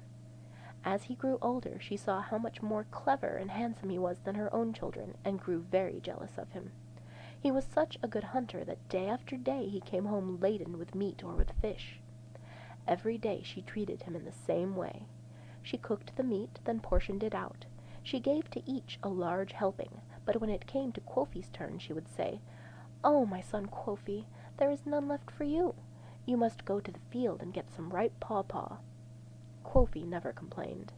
Never once did he taste any of the meat he had hunted. At every meal the others were served, but there was never enough for him. One evening, when the usual thing had happened, Kwofi was preparing to go to the field to fetch some pawpaw for his supper. All at once one of the gods appeared in the village, carrying a great bag over his shoulder. He summoned all the villagers together with these words, "O my villagers, I come with a bag of death for you." Thereupon he began to distribute the contents of his bag among them. When he came to Kwofi, he said, "O my son Kwofi, there was never sufficient meat for you, neither is there any death." As he said these words, everyone in the village died except Kwofi. He was left to reign there in peace, which he did very happily. End of Kwofi and the Gods. The Lion and the Wolf. A certain old lady had a very fine flock of sheep. She had fed and cared for them so well that they became famous for their fatness. In time a wicked wolf heard of them and determined to eat them. Night after night he stole up to the old dame's cottage and killed a sheep. The poor woman tried her best to save her animals from harm, but failed. At last there was only one sheep left of all the flock. Their owner was very sad. She feared that it too would be taken away from her, in spite of all she could do. While she was grieving over the thought of this, a lion came to her village. Seeing her sad face, he asked the reason of it. She soon told him all about it. He thereupon offered to do his best to punish the wicked wolf. He himself went to the place where the sheep was generally kept, while the latter was removed to another place. In the meantime the wolf was on his way to the cottage. As he came he met a fox. The fox was somewhat afraid of him, and prepared to run away. The wolf, however, told him where he was going, and invited him to go too. The fox agreed, and the two set off together. They arrived at the cottage, and went straight to the place where the sheep generally slept. The wolf at once rushed upon the animal, while Fox waited a little behind. Just as Fox was deciding to enter and help Wolf, there came a bright flash of lightning. By the light of it the fox could see that the wolf was attacking, not a sheep, but a lion. He hastily ran away, shouting as he went, "Look at his face! Look at his face!" During the flash Wolf did look at the pretended sheep. To his dismay he found he had made a great mistake. At once he began to make humble apologies, but all in vain. Lion refused to listen to any of his explanations, and speedily put him to death. End of chapter 23. Maku and Maku, or I will die God's death, and I will die the king's death. From West African Folk Tales by William H. Barker. Once upon a time there were two men who were such great friends that they were almost always together. If one was seen, the other was sure to be near. They had given one another special names, which were to be used only by themselves. One name, Maku, meant I will die God's death, and the other, Maku, I will die the king's death. By and by, however, the other villagers heard these names, and gradually every one got into the habit of calling the two friends by the nicknames in preference to their real ones. Finally the king of the country heard of them, and wished to see the men who had chosen such strange titles. He sent for them to court, and they came together. He was much pleased with the one who had chosen the name of Maku, but he was annoyed at the other man's choice, and sought a chance of punishing him. When he had talked to them a little while, he invited both to a great feast, which he was to give in 3 days' time. As they went away, he gave a fine large yam to Maku, and only a small round stone to his own favourite. The latter felt somewhat aggrieved at getting only a stone, while his friend got such a fine yam. Very soon he said, "Oh dear, I do not think it is any use carrying this stone home. How I wish it were a yam! Then I could cook it for dinner." Maku, being very generous, immediately replied, "Then change with me, for I am quite tired of carrying my great yam." They exchanged, and each went off to his own home. Maku cut up his yam and cooked it.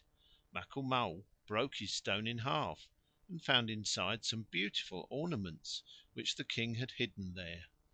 He thought that he would play a trick on the king, so told nobody what had been in the stone. On the third day they dressed to go to the king's feast. Maku put on all the beautiful ornaments out of the stone. Maku dressed himself just as usual. When they reached the palace the king was amazed to see the wrong man wearing his ornaments, and determined to punish him more effectually next time. He asked Maku what he had done with the stone, and the man told him he had exchanged it for his friend's yam. At first the king could not think of any way to punish Maku, as, of course, the latter had not done anything wrong. He soon had an idea, however. He pretended to be very pleased with the poor man, and presented him with a beautiful ring from his own finger. He then made him promise to come back in 7 days and show the ring to the king again, to let the latter see that it was not lost.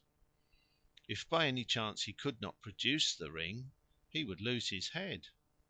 This the king did, meaning to get hold of the ring in some way, and so get the young man killed. Maku saw what the king's design was, so determined to hide the ring. He made a small hole in the wall of his room, put the ring in it, and carefully plastered over the place again. No one could see that the wall had been touched. After 2 days the king sent for the wife of Maku and asked her to find the ring. He promised her a large sum of money for it, not telling her, of course, what would happen to her husband if the ring were lost. The woman went home and searched diligently, but found nothing. Next day she tried again, with no better success. Then she asked her husband what he had done with it. He innocently told her it was in the wall. Next day, when he was absent, she searched so carefully that at last she found it. Delighted, she ran off to the king's palace and gave the ring to him. She got the promised money and returned home, never dreaming that she had really sold her husband's life. On the 6th day the king sent a message to Maku telling him to prepare for the next day. The poor man bethought himself of the ring and went to look if it was still safe. To his despair the hole was empty. He asked his wife and his neighbours. All denied having seen it. He made up his mind that he must die. In the meantime the king had laid the ring in one of the dishes in his palace and promptly forgot about it. When the 7th morning had arrived he sent messengers far and wide to summon the people to come and see a man punished for disobeying the king's orders. Then he commanded his servants to set the palace in order and to take the dishes out of his room and wash them. The careless servants, never looking to see if the dishes were empty or not, took them all to a pool near by. Among them was the dish containing the ring. Of course, when the dish was being washed, out fell the ring into the water, without being noticed by the servants. The palace being all in readiness, the king went to fetch the ring. It was nowhere to be found, and he was obliged to go to the assembly without it. When everyone was ready, the poor man, Maku, was called to come forward and show the ring. He walked boldly up to the king and knelt down before him, saying, "The ring is lost, and I am prepared to die. Only grant me a few hours to put my house in order."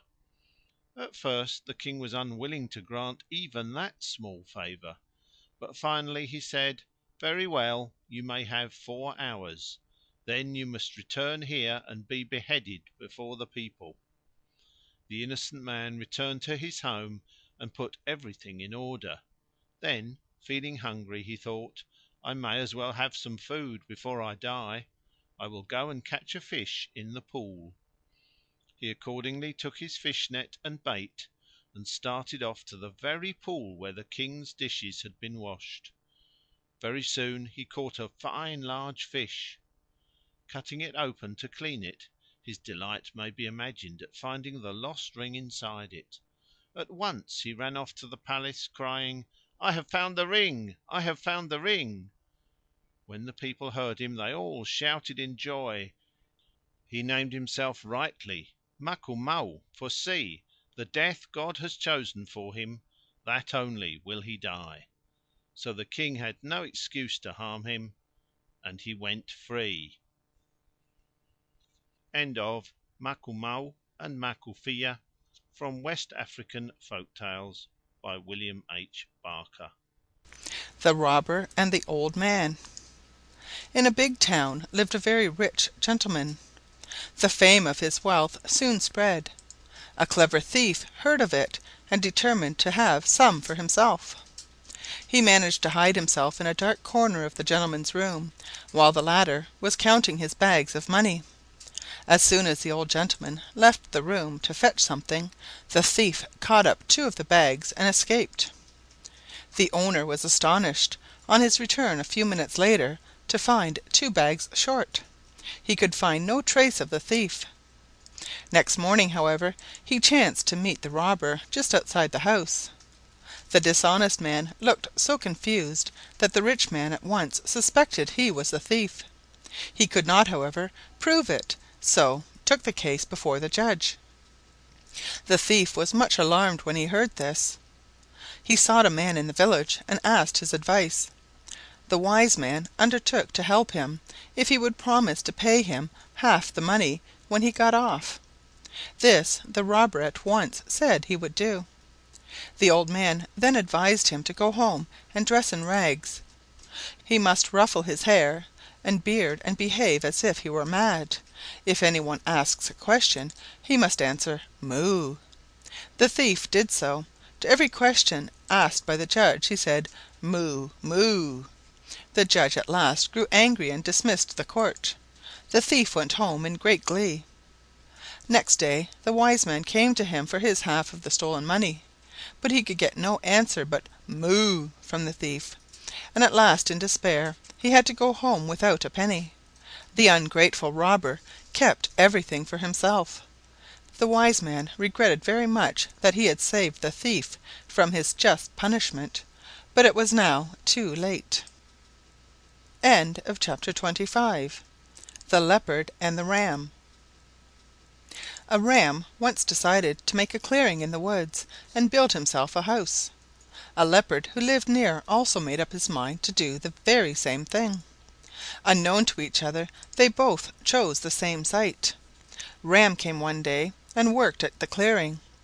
Leopard arrived after the ram had gone and was much surprised to find some of his work already done. However, he continued what Ram had begun. Each was daily surprised at the progress made in his absence, but concluded that the fairies had been helping him. He gave them thanks and continued with his task.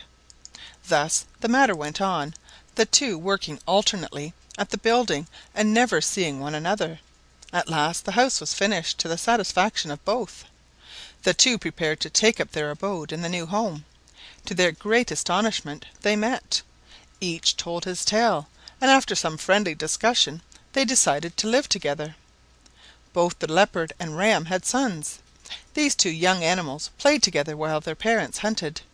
The leopard was very much surprised to find that every evening his friend Ram brought home just as much meat or venison from the hunt as he himself did. He did not dare, however, to ask the other how he obtained it. One day, before setting out to hunt, Leopard requested his son to find out, if possible, from young Ram how his father managed to kill the animals. Accordingly, while they were at play, little Leopard inquired how Father Ram, having neither claws nor sharp teeth, succeeded in catching and killing the beasts. Ram refused to tell unless young Leopard would promise to show his father's way also. The latter agreed. Accordingly, they took two large pieces of plantain stem and set out into the wood. Young Leopard then took one piece and placed it in position, then going first to the right, then to the left, bowing and standing on his hind legs, and peeping at the stem just as his father did, he took aim, sprang toward the stem, and tore it. Young Ram then took the other piece and placed it in position. Wasting no time, he went backward a little way, took aim, then ran swiftly forward, pushing his head against the stem and tearing it to pieces. When they had finished they swept the place clean and went home. In the evening the Leopard obtained all the information about the hunt from his son. The latter warned him that he must always be careful when he saw the ram go backward. He kept this in his mind, and from that day watched the ram very closely. Some time afterward it rained, making the floor of the house very slippery. The Leopard called the ram, as usual, to dine with him. As he was coming, the ram slipped backward on the wet floor. The Leopard, seeing this, thought the other was about to kill him. Calling to his son to follow, he sprang with all his might over the wall of the house and fled to the woods. The ram called him back, but he did not listen. From that time leopards have made their abode in the woods, while rams have remained at home. End of chapter 26.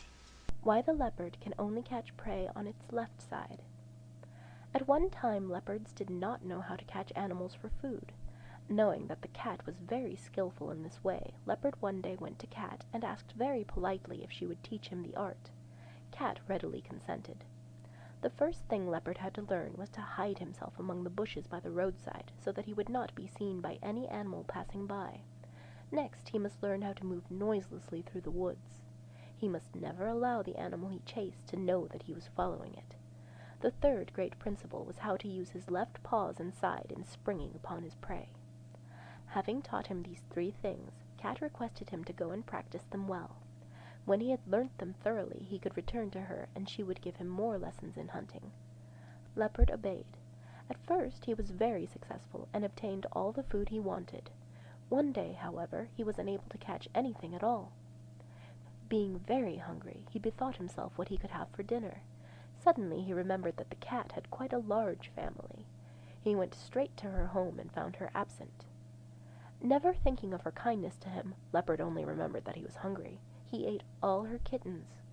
Puss, on discovering this dreadful act, was so angry that she refused to have anything more to do with the great creature.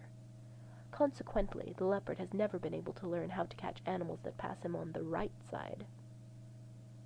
End of Why the Leopard Can Only Catch Prey on Its Left Side. Quarcoo Bah-Boni, or the Bad Boy, from West African Folk Tales by William H. Barker. Once upon a time, in a certain village, lived a man and his wife who were childless. One day, however, when the husband was away hunting, the woman had a baby son. She was greatly troubled at her husband's absence, because she was unable to let him know of the child's arrival. In that country it is the custom for the father to give the baby its name when it is a week old.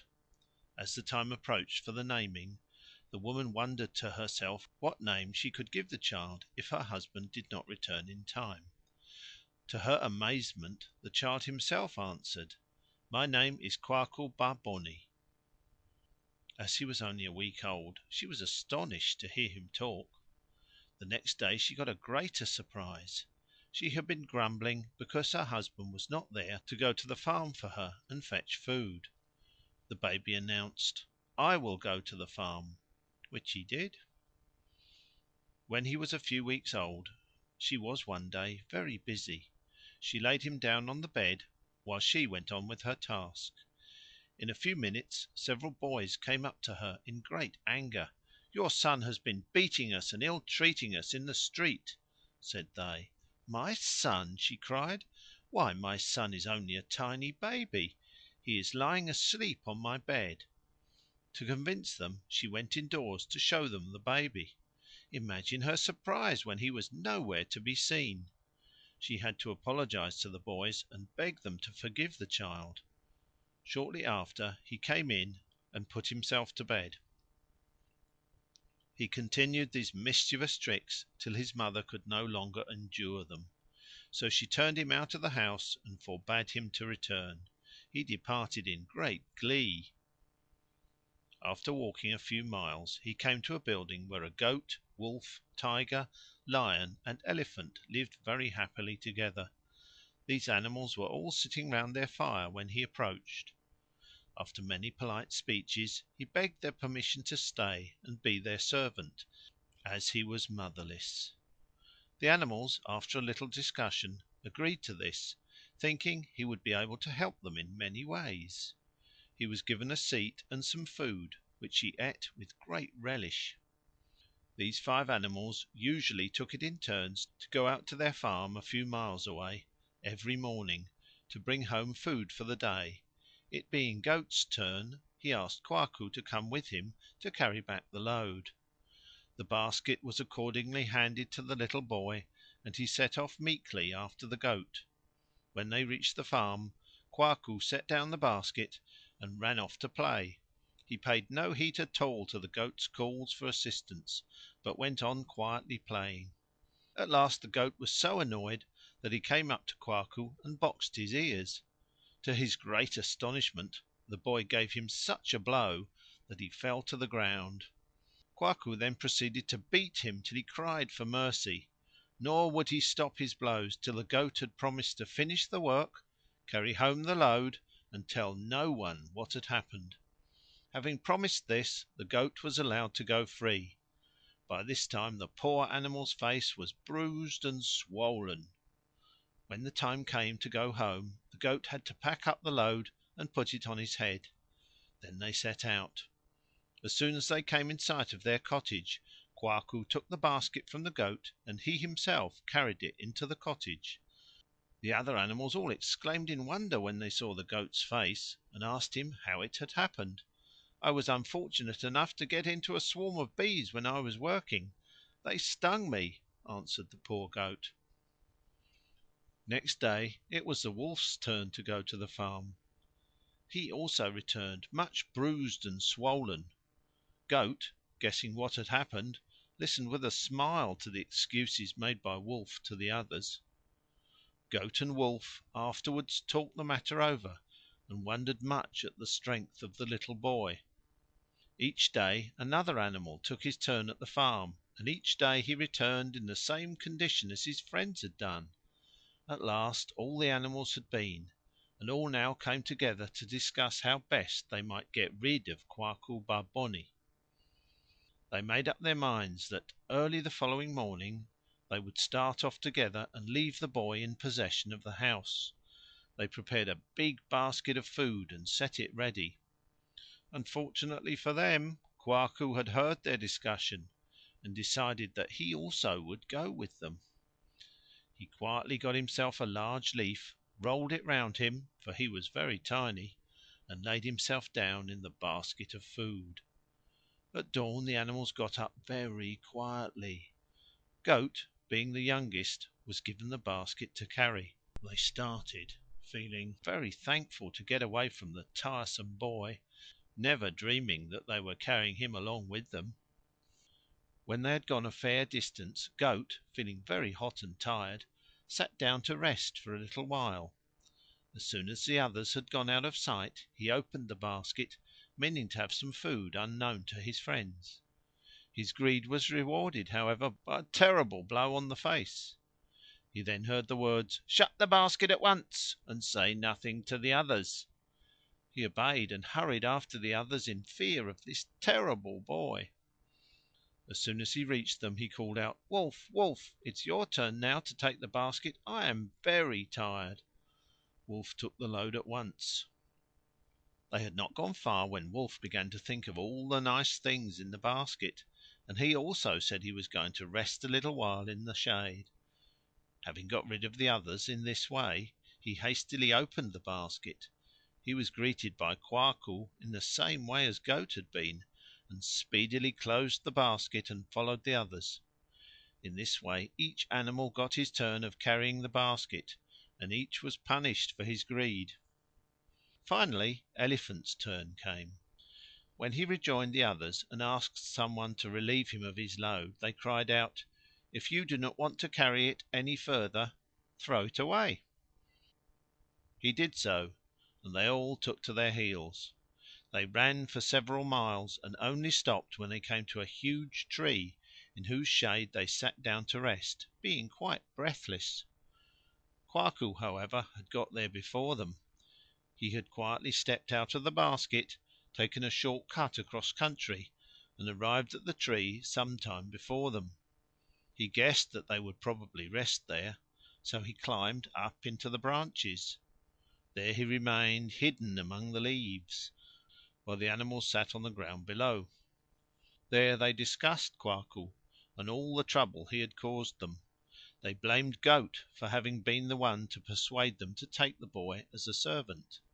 Goat, being the youngest of the company, had the domestic work to do, and he had welcomed the idea of help.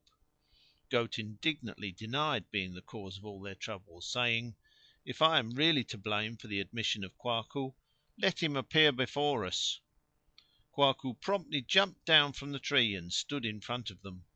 They were so alarmed at his appearance they scattered in all directions. The wolf ran to the woods, the tiger into the heart of the forest, the elephant to Nigeria, the lion to the desert, and the goat to the abode of human beings. That is the reason why they live now in these various places instead of all together as they did previously. End of Quarcoo Bah-Boni. In the olden days, all the animals of the world lived together in friendship. They had no one to rule over them and judge them. In consequence, many very wicked deeds were constantly being done, as no one needed to fear any punishment. At last they all met together to discuss this bad state of affairs, and, as a result, they decided to choose a king. The great difficulty was how to choose him.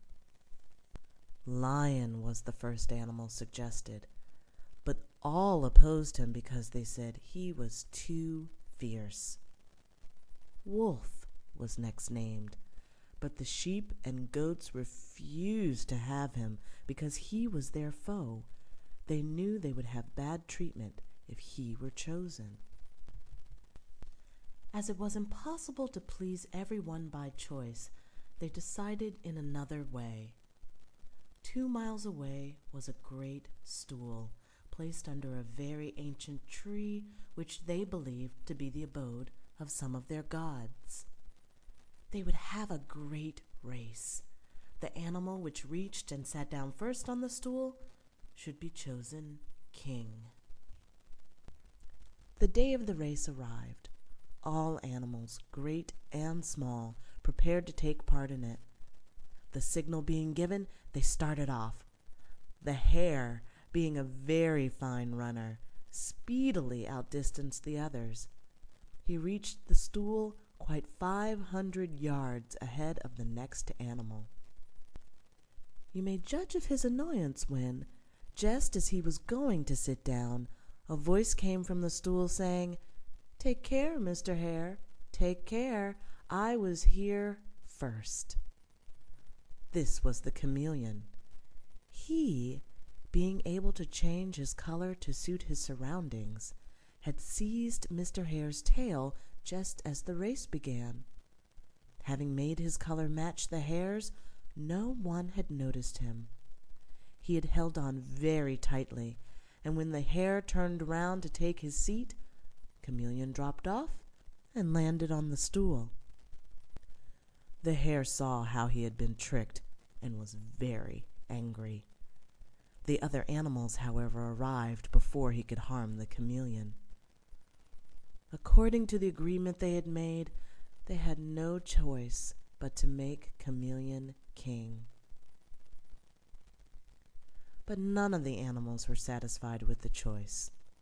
So as soon as the meeting was over, all scattered in every direction and left Chameleon quite alone. He was so ashamed that he went and made his home at the top of a very high tree on a mountain. In the dead of night, you may hear him calling his attendants to come and stay with him, but he is left quite alone. A king without subjects is no king. End of chapter 29. To lose an elephant for the sake of a wren is a very foolish thing to do. In the olden times there stood in the king's town a very great tree. This tree was so huge that it began to overshadow the neighboring fields. The king decided to have it cut down.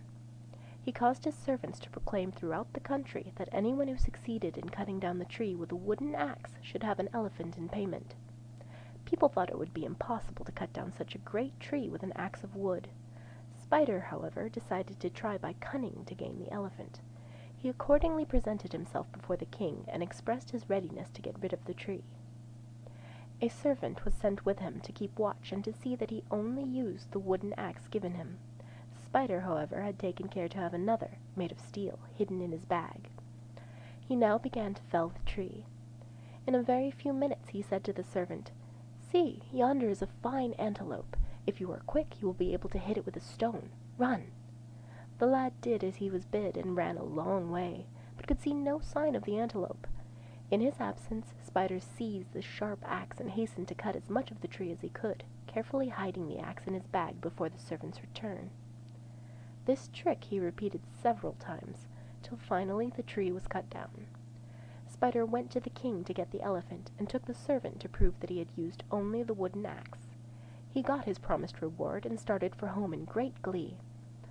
On the way, however, he began to think over the matter. "Shall I take this animal home?" thought he. "That would be foolish, for then I would be obliged to share it with my family. No, I will hide it in the forest and eat it at my leisure. In that way I can have the whole of it for myself. Now, what can I take home for the children's dinner?" Thereupon he looked around, and a little distance away saw a tiny wren sitting on a tree. "Exactly what I want," he said to himself. "That will be quite sufficient for them. I will tie my elephant to this tree while I catch the bird." This he did, but when he tried to seize the ladder, it flew off. He chased it for some time without success. "Well, well," said he, "my family will just have to go without dinner. I will now go back and get my elephant." He returned to the spot where he had left the animal, but to his dismay the latter had escaped. Spider was obliged to go home empty-handed, and he, as well as his family, went dinnerless that day. End of To lose an elephant for the sake of a wren is a very foolish thing to do. The Ungrateful Man. A hunter who was terribly poor was one day walking through the forest in search of food. Coming to a deep hole, he found there a leopard, a serpent, a rat, and a man. These had all fallen into the trap and were unable to get out again. Seeing the hunter, they begged him to help them out of the hole. At first he did not wish to release any but the man. The leopard, he said, had often stolen his cattle and eaten them. The serpent very frequently bit men and caused their death. The rat did no good to anyone. He saw no use in setting them free. However, these animals pleaded so hard for life that at last he helped them out of the pit. Each in turn promised to reward him for his kindness, except the man. He, saying he was very poor, was taken home by the kind-hearted hunter and allowed to stay with him. A short time after, Serpent came to the hunter and gave him a very powerful antidote for snake poison. "Keep it carefully," said Serpent. "You will find it very useful one day. When you are using it, be sure to ask for the blood of a traitor to mix with it." The hunter, having thanked Serpent very much, took great care of the powder and always carried it with him. The leopard also showed his gratitude by killing animals for the hunter and supplying him with food for many weeks. Then one day the rat came to him and gave him a large bundle. "These," said he, "are some native cloths, gold dust and ivory. They will make you rich." The hunter thanked the rat very heartily and took the bundle into his cottage. After this the hunter was able to live in great comfort. He built himself a fine new house and supplied it with everything needful. The man whom he had taken out of the pit still lived with him. This man, however, was of a very envious disposition. He was not at all pleased with his host's good fortune, and only waited an opportunity to do him some harm. He very soon had a chance. A proclamation was sounded throughout the country to say that some robbers had broken into the king's palace and stolen his jewels and many other valuables. The ungrateful man instantly hurried to the king and asked what the reward would be if he pointed out the thief. The king promised to give him half of the things which had been stolen. The wicked fellow thereupon falsely accused his host of the theft, although he knew quite well that he was innocent. The honest hunter was immediately thrown into prison. He was then brought into court and requested to show how he had become so rich. He told them faithfully the source of his income, but no one believed him. He was condemned to die the following day at noon. Next morning, while preparations were being made for his execution, word was brought to the prison that the king's eldest son had been bitten by a serpent and was dying. Anyone who could cure him was begged to come and do so. The hunter immediately thought of the powder which his serpent friend had given him, and asked to be allowed to use it. At first they were unwilling to let him try, but finally he received permission. The king asked him if there were anything he needed for it, and he replied, "A traitor's blood to mix it with." His Majesty immediately pointed out the wicked fellow who had accused the hunter and said, "There stands the worst traitor, for he gave up the kind host who had saved his life." The man was at once beheaded, and the powder was mixed as the serpent had commanded. As soon as it was applied to the prince's wound, the young man was cured. In great delight the king loaded the hunter with honors and sent him happily home. End of The Ungrateful Man. A man, hunting one day in the forest, met a tiger. At first each was afraid of the other, but after some talking they became quite friendly. They agreed to live together for a little time. First the man would live with the tiger in his forest home for 2 weeks. Then the tiger would come and live in the man's home. The tiger behaved so well to the man during his visit that the man felt he had never been so well treated in all his life. Then came the time for the tiger to return home with the man. As they were going, the tiger was somewhat afraid. He asked the man if he really thought he would be safe. "What if your friends do not like my face and kill me?" he asked. "You need fear nothing," said his host. "No one will touch you while I am there." The tiger therefore came to the man's house and stayed with him for 3 weeks. He had brought his male cub with him, and the young tiger became very friendly with the man's son. Some months later the man's father died. When Tiger heard of his friend's great loss, he and his cub set out at once to see and condole with him. They brought a large sum of money to help the man.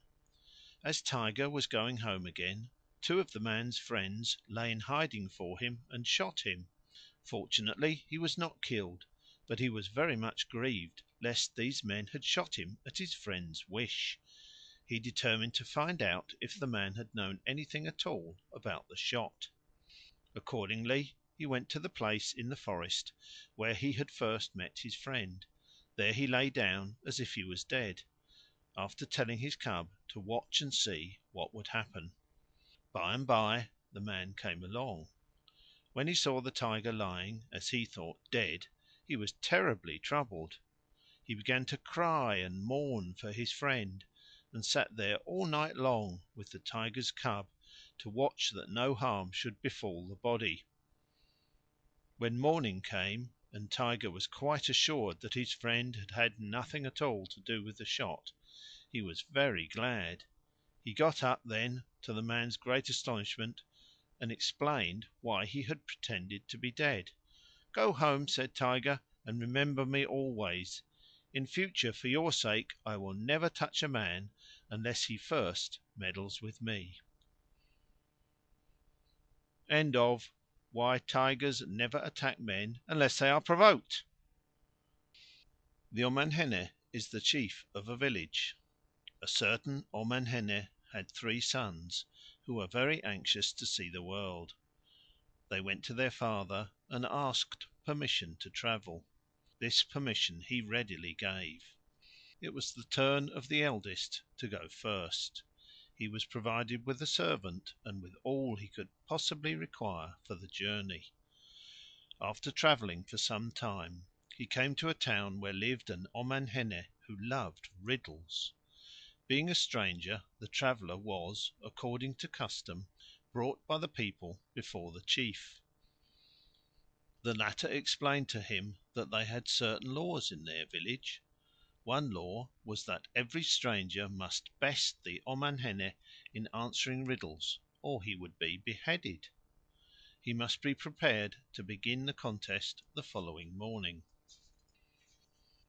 Next day he came to the assembly place and found the Omanhene there with all his attendants. The Omanhene asked many riddles.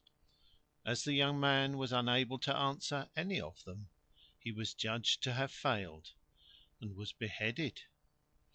After some time the second son of the Omanhene started on his travels. By a strange chance he arrived at the same town where his brother had died. He also was asked many riddles, and failed to answer them. Accordingly he too was put to death. By and by the third brother announced his intention of travelling. His mother did all in her power to persuade him to stay at home. It was quite in vain. She was sure that if he also reached the town where his brothers had died, the same thing would happen to him. Rather than allow this, she thought she would prefer him to die on the way. She prepared for him a food called kanki, which she filled with poison. Having packed it away in his bag, he set off. Very soon he began to feel hungry. Knowing, however, that his mother had not wished him to leave home, and therefore might have put some poison in the food, he thought he would test it before eating it himself. Seeing a vulture near by, he threw it half the cake. The bird ate the kanki and immediately fell dead by the roadside. 3 panthers came along and began to eat the vulture. They also fell dead. The young man cut off some of the flesh of the panthers and roasted it. He then packed it carefully away in his bundle. A little farther on he was attacked by 7 highway robbers. They wanted to kill him at once. He told them he had some good roast meat in his bundle, and invited them to eat with him first. They agreed, and divided up the food into 8 parts. While they were eating, the young man carefully hid his portion. Soon all the 7 robbers fell ill and died. The young man then went on his way. At last he reached the town where his brothers had died. Like them, he was summoned to the assembly place to answer the riddles of the Omanhene. For 2 days the contest proved equal. At the end of that time the young man said, "I have only one riddle left. If you are able to answer that, you may put me to death." He then gave this riddle to the Omanhene: "Half kills 1, 1 kills 3, 3 kills 7." The ruler failed to answer it that evening, so it was postponed till the next day.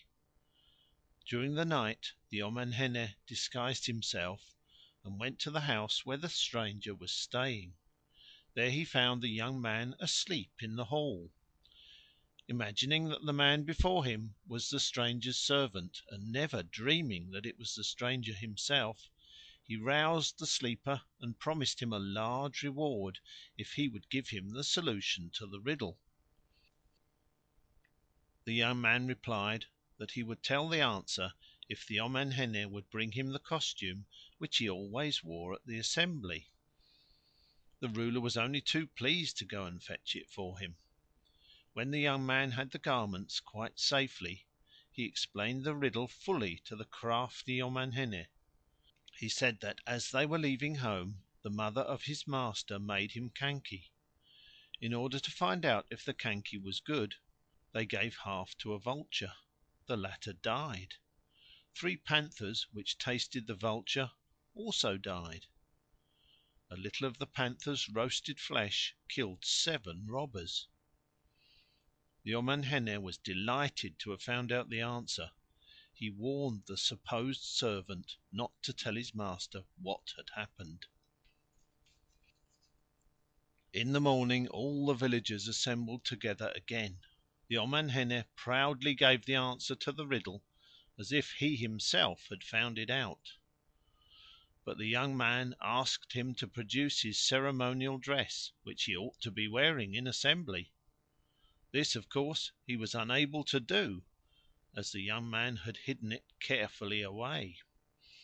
The stranger then told what had happened in the night, and how the ruler had got the answer to the riddle by cheating. The assembly declared that the Omanhene had failed to find out the riddle and must die. Accordingly he was beheaded, and the young man was appointed Omanhene in his place. End of The Omanhene Who Liked Riddles. How Mushrooms First Grew. From West African Folk Tales by William H. Barker. Long ago there dwelt in a town two brothers whose bad habits brought them much trouble. Day by day they got more deeply in debt. Their creditors gave them no peace, so at last they ran away into the woods. They became highway robbers.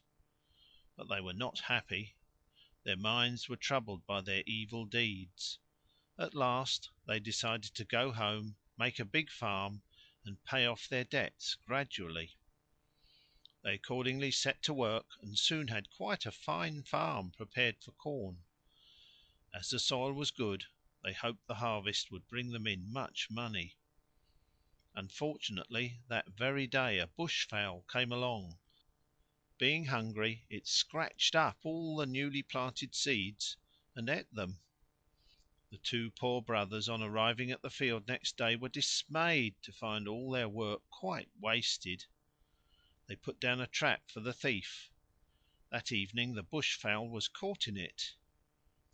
The two brothers, when they came and found the bird, told it that now all their debts would be transferred to it, because it had robbed them of the means of paying the debts themselves. The poor bird, in great trouble at having such a burden thrust upon it, made a nest under a silk cotton tree. There it began to lay eggs, meaning to hatch them and sell the young birds for money to pay off the debts. A terrible hurricane came, however, and a branch of the tree came down. All the eggs were smashed. As a result, the bush fowl transferred the debts to the tree, as it had broken the eggs. The silk cotton tree was in dismay at having such a big sum of money to pay off.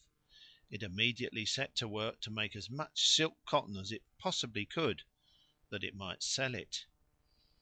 An elephant, not knowing all that had happened, came along. Seeing the silk cotton, he came to the tree and plucked down all its bearings. By this means the debts were transferred to the poor elephant. The elephant was very sad when he found what he had done. He wandered away into the desert, thinking of a way to make money. He could think of none. As he stood quietly under a tree, a poor hunter crept up. This man thought he was very lucky to find such a fine elephant standing so still. He at once shot him. Just before the animal died, he told the hunter that now the debts would have to be paid by him. The hunter was much grieved when he heard this, as he had no money at all. He walked home wondering what he could do to make enough money to pay the debts. In the darkness he did not see the stump of a tree which the overseers had cut down in the road. He fell and broke his leg. By this means the debts were transferred to the tree stump. Not knowing this, a party of white ants came along next morning and began to eat into the tree. When they had broken it nearly to the ground, the tree told them that now the debts were theirs, as they had killed it. The ants, being very wise, held a council together to find out how best they could make money. They decided each to contribute as much as possible. With the proceeds, one of their young men would go to the nearest market and buy pure linen thread. This they would weave and sell, and the profits would go to help pay the debts. This was done. From time to time all the linen in stock was brought and spread out in the sunshine to keep it in good condition. When men see this linen lying out on the ant hills, they call it mushroom, and gather it for food.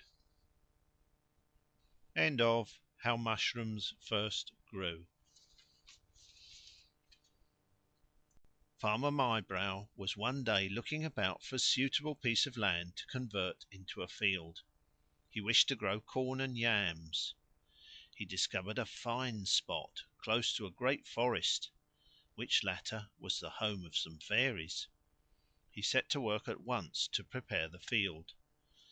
Having sharpened his great knife, he began to cut down the bushes. No sooner had he touched one than he heard a voice say, "Who is there, cutting down the bushes?" Mybrow was too much astonished to answer. The question was repeated. This time the farmer realized that it must be one of the fairies, and so replied, "I am Mybrow, come to prepare a field." Fortunately for him, the fairies were in great good humour. He heard one say, "Let us all help Farmer Mybrow to cut down the bushes." The rest agreed. To Mybrow's great delight, the bushes were all rapidly cut down with very little trouble on his part. He returned home exceedingly well pleased with his day's work, having resolved to keep the field a secret even from his wife. Early in January, when it was time to burn the dry bush, he set off to his field one afternoon with the means of making a fire. Hoping to have the fairies' assistance once more, he intentionally struck the trunk of a tree as he passed. Immediately came the question, "Who is there, striking the stumps?" He promptly replied, "I am Mybrow, come to burn down the bush." Accordingly the dried bushes were all burnt down, and the field left clear in less time than it takes to tell it. Next day the same thing happened. Mybrow came to chop up the stumps for firewood, and clear the field for digging. In a very short time his faggots and firewood were piled ready, while the field was bare. So it went on.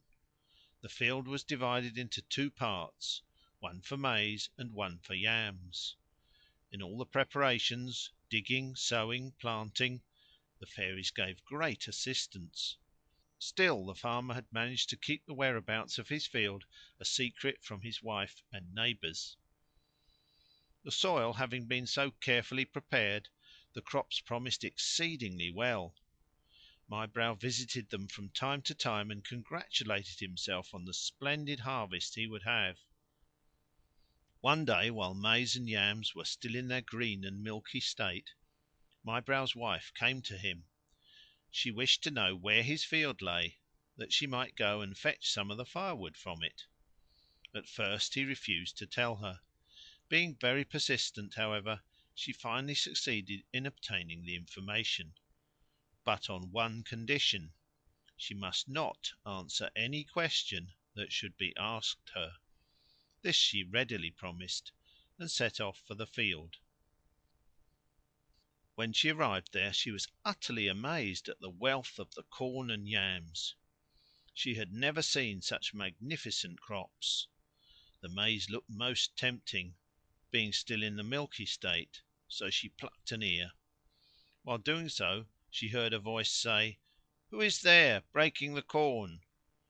"Who dares ask me such a question?" she replied angrily, quite forgetting her husband's command.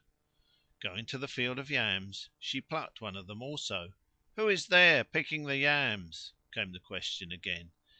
"It is I, Mybrow's wife. This is my husband's field, and I have a right to pick." Out came the fairies. "Let us all help Mybrow's wife to pluck her corn and yams," said they. Before the frightened woman could say a word, the fairies had all set to work with a will, and the corn and yams lay useless on the ground. Being all green and unripe, the harvest was now utterly spoiled. The farmer's wife wept bitterly, but to no purpose. She returned slowly home, not knowing what to say to her husband about such a terrible catastrophe. She decided to keep silence about the matter. Accordingly, next day the poor man set off gleefully to his field to see how his fine crops were getting on. His anger and dismay may be imagined when he saw his field a complete ruin. All his work and foresight had been absolutely ruined through his wife's forgetfulness of her promise. End of Farmer Mybrow and the Fairies. End of West African Folk Tales by William H. Barker.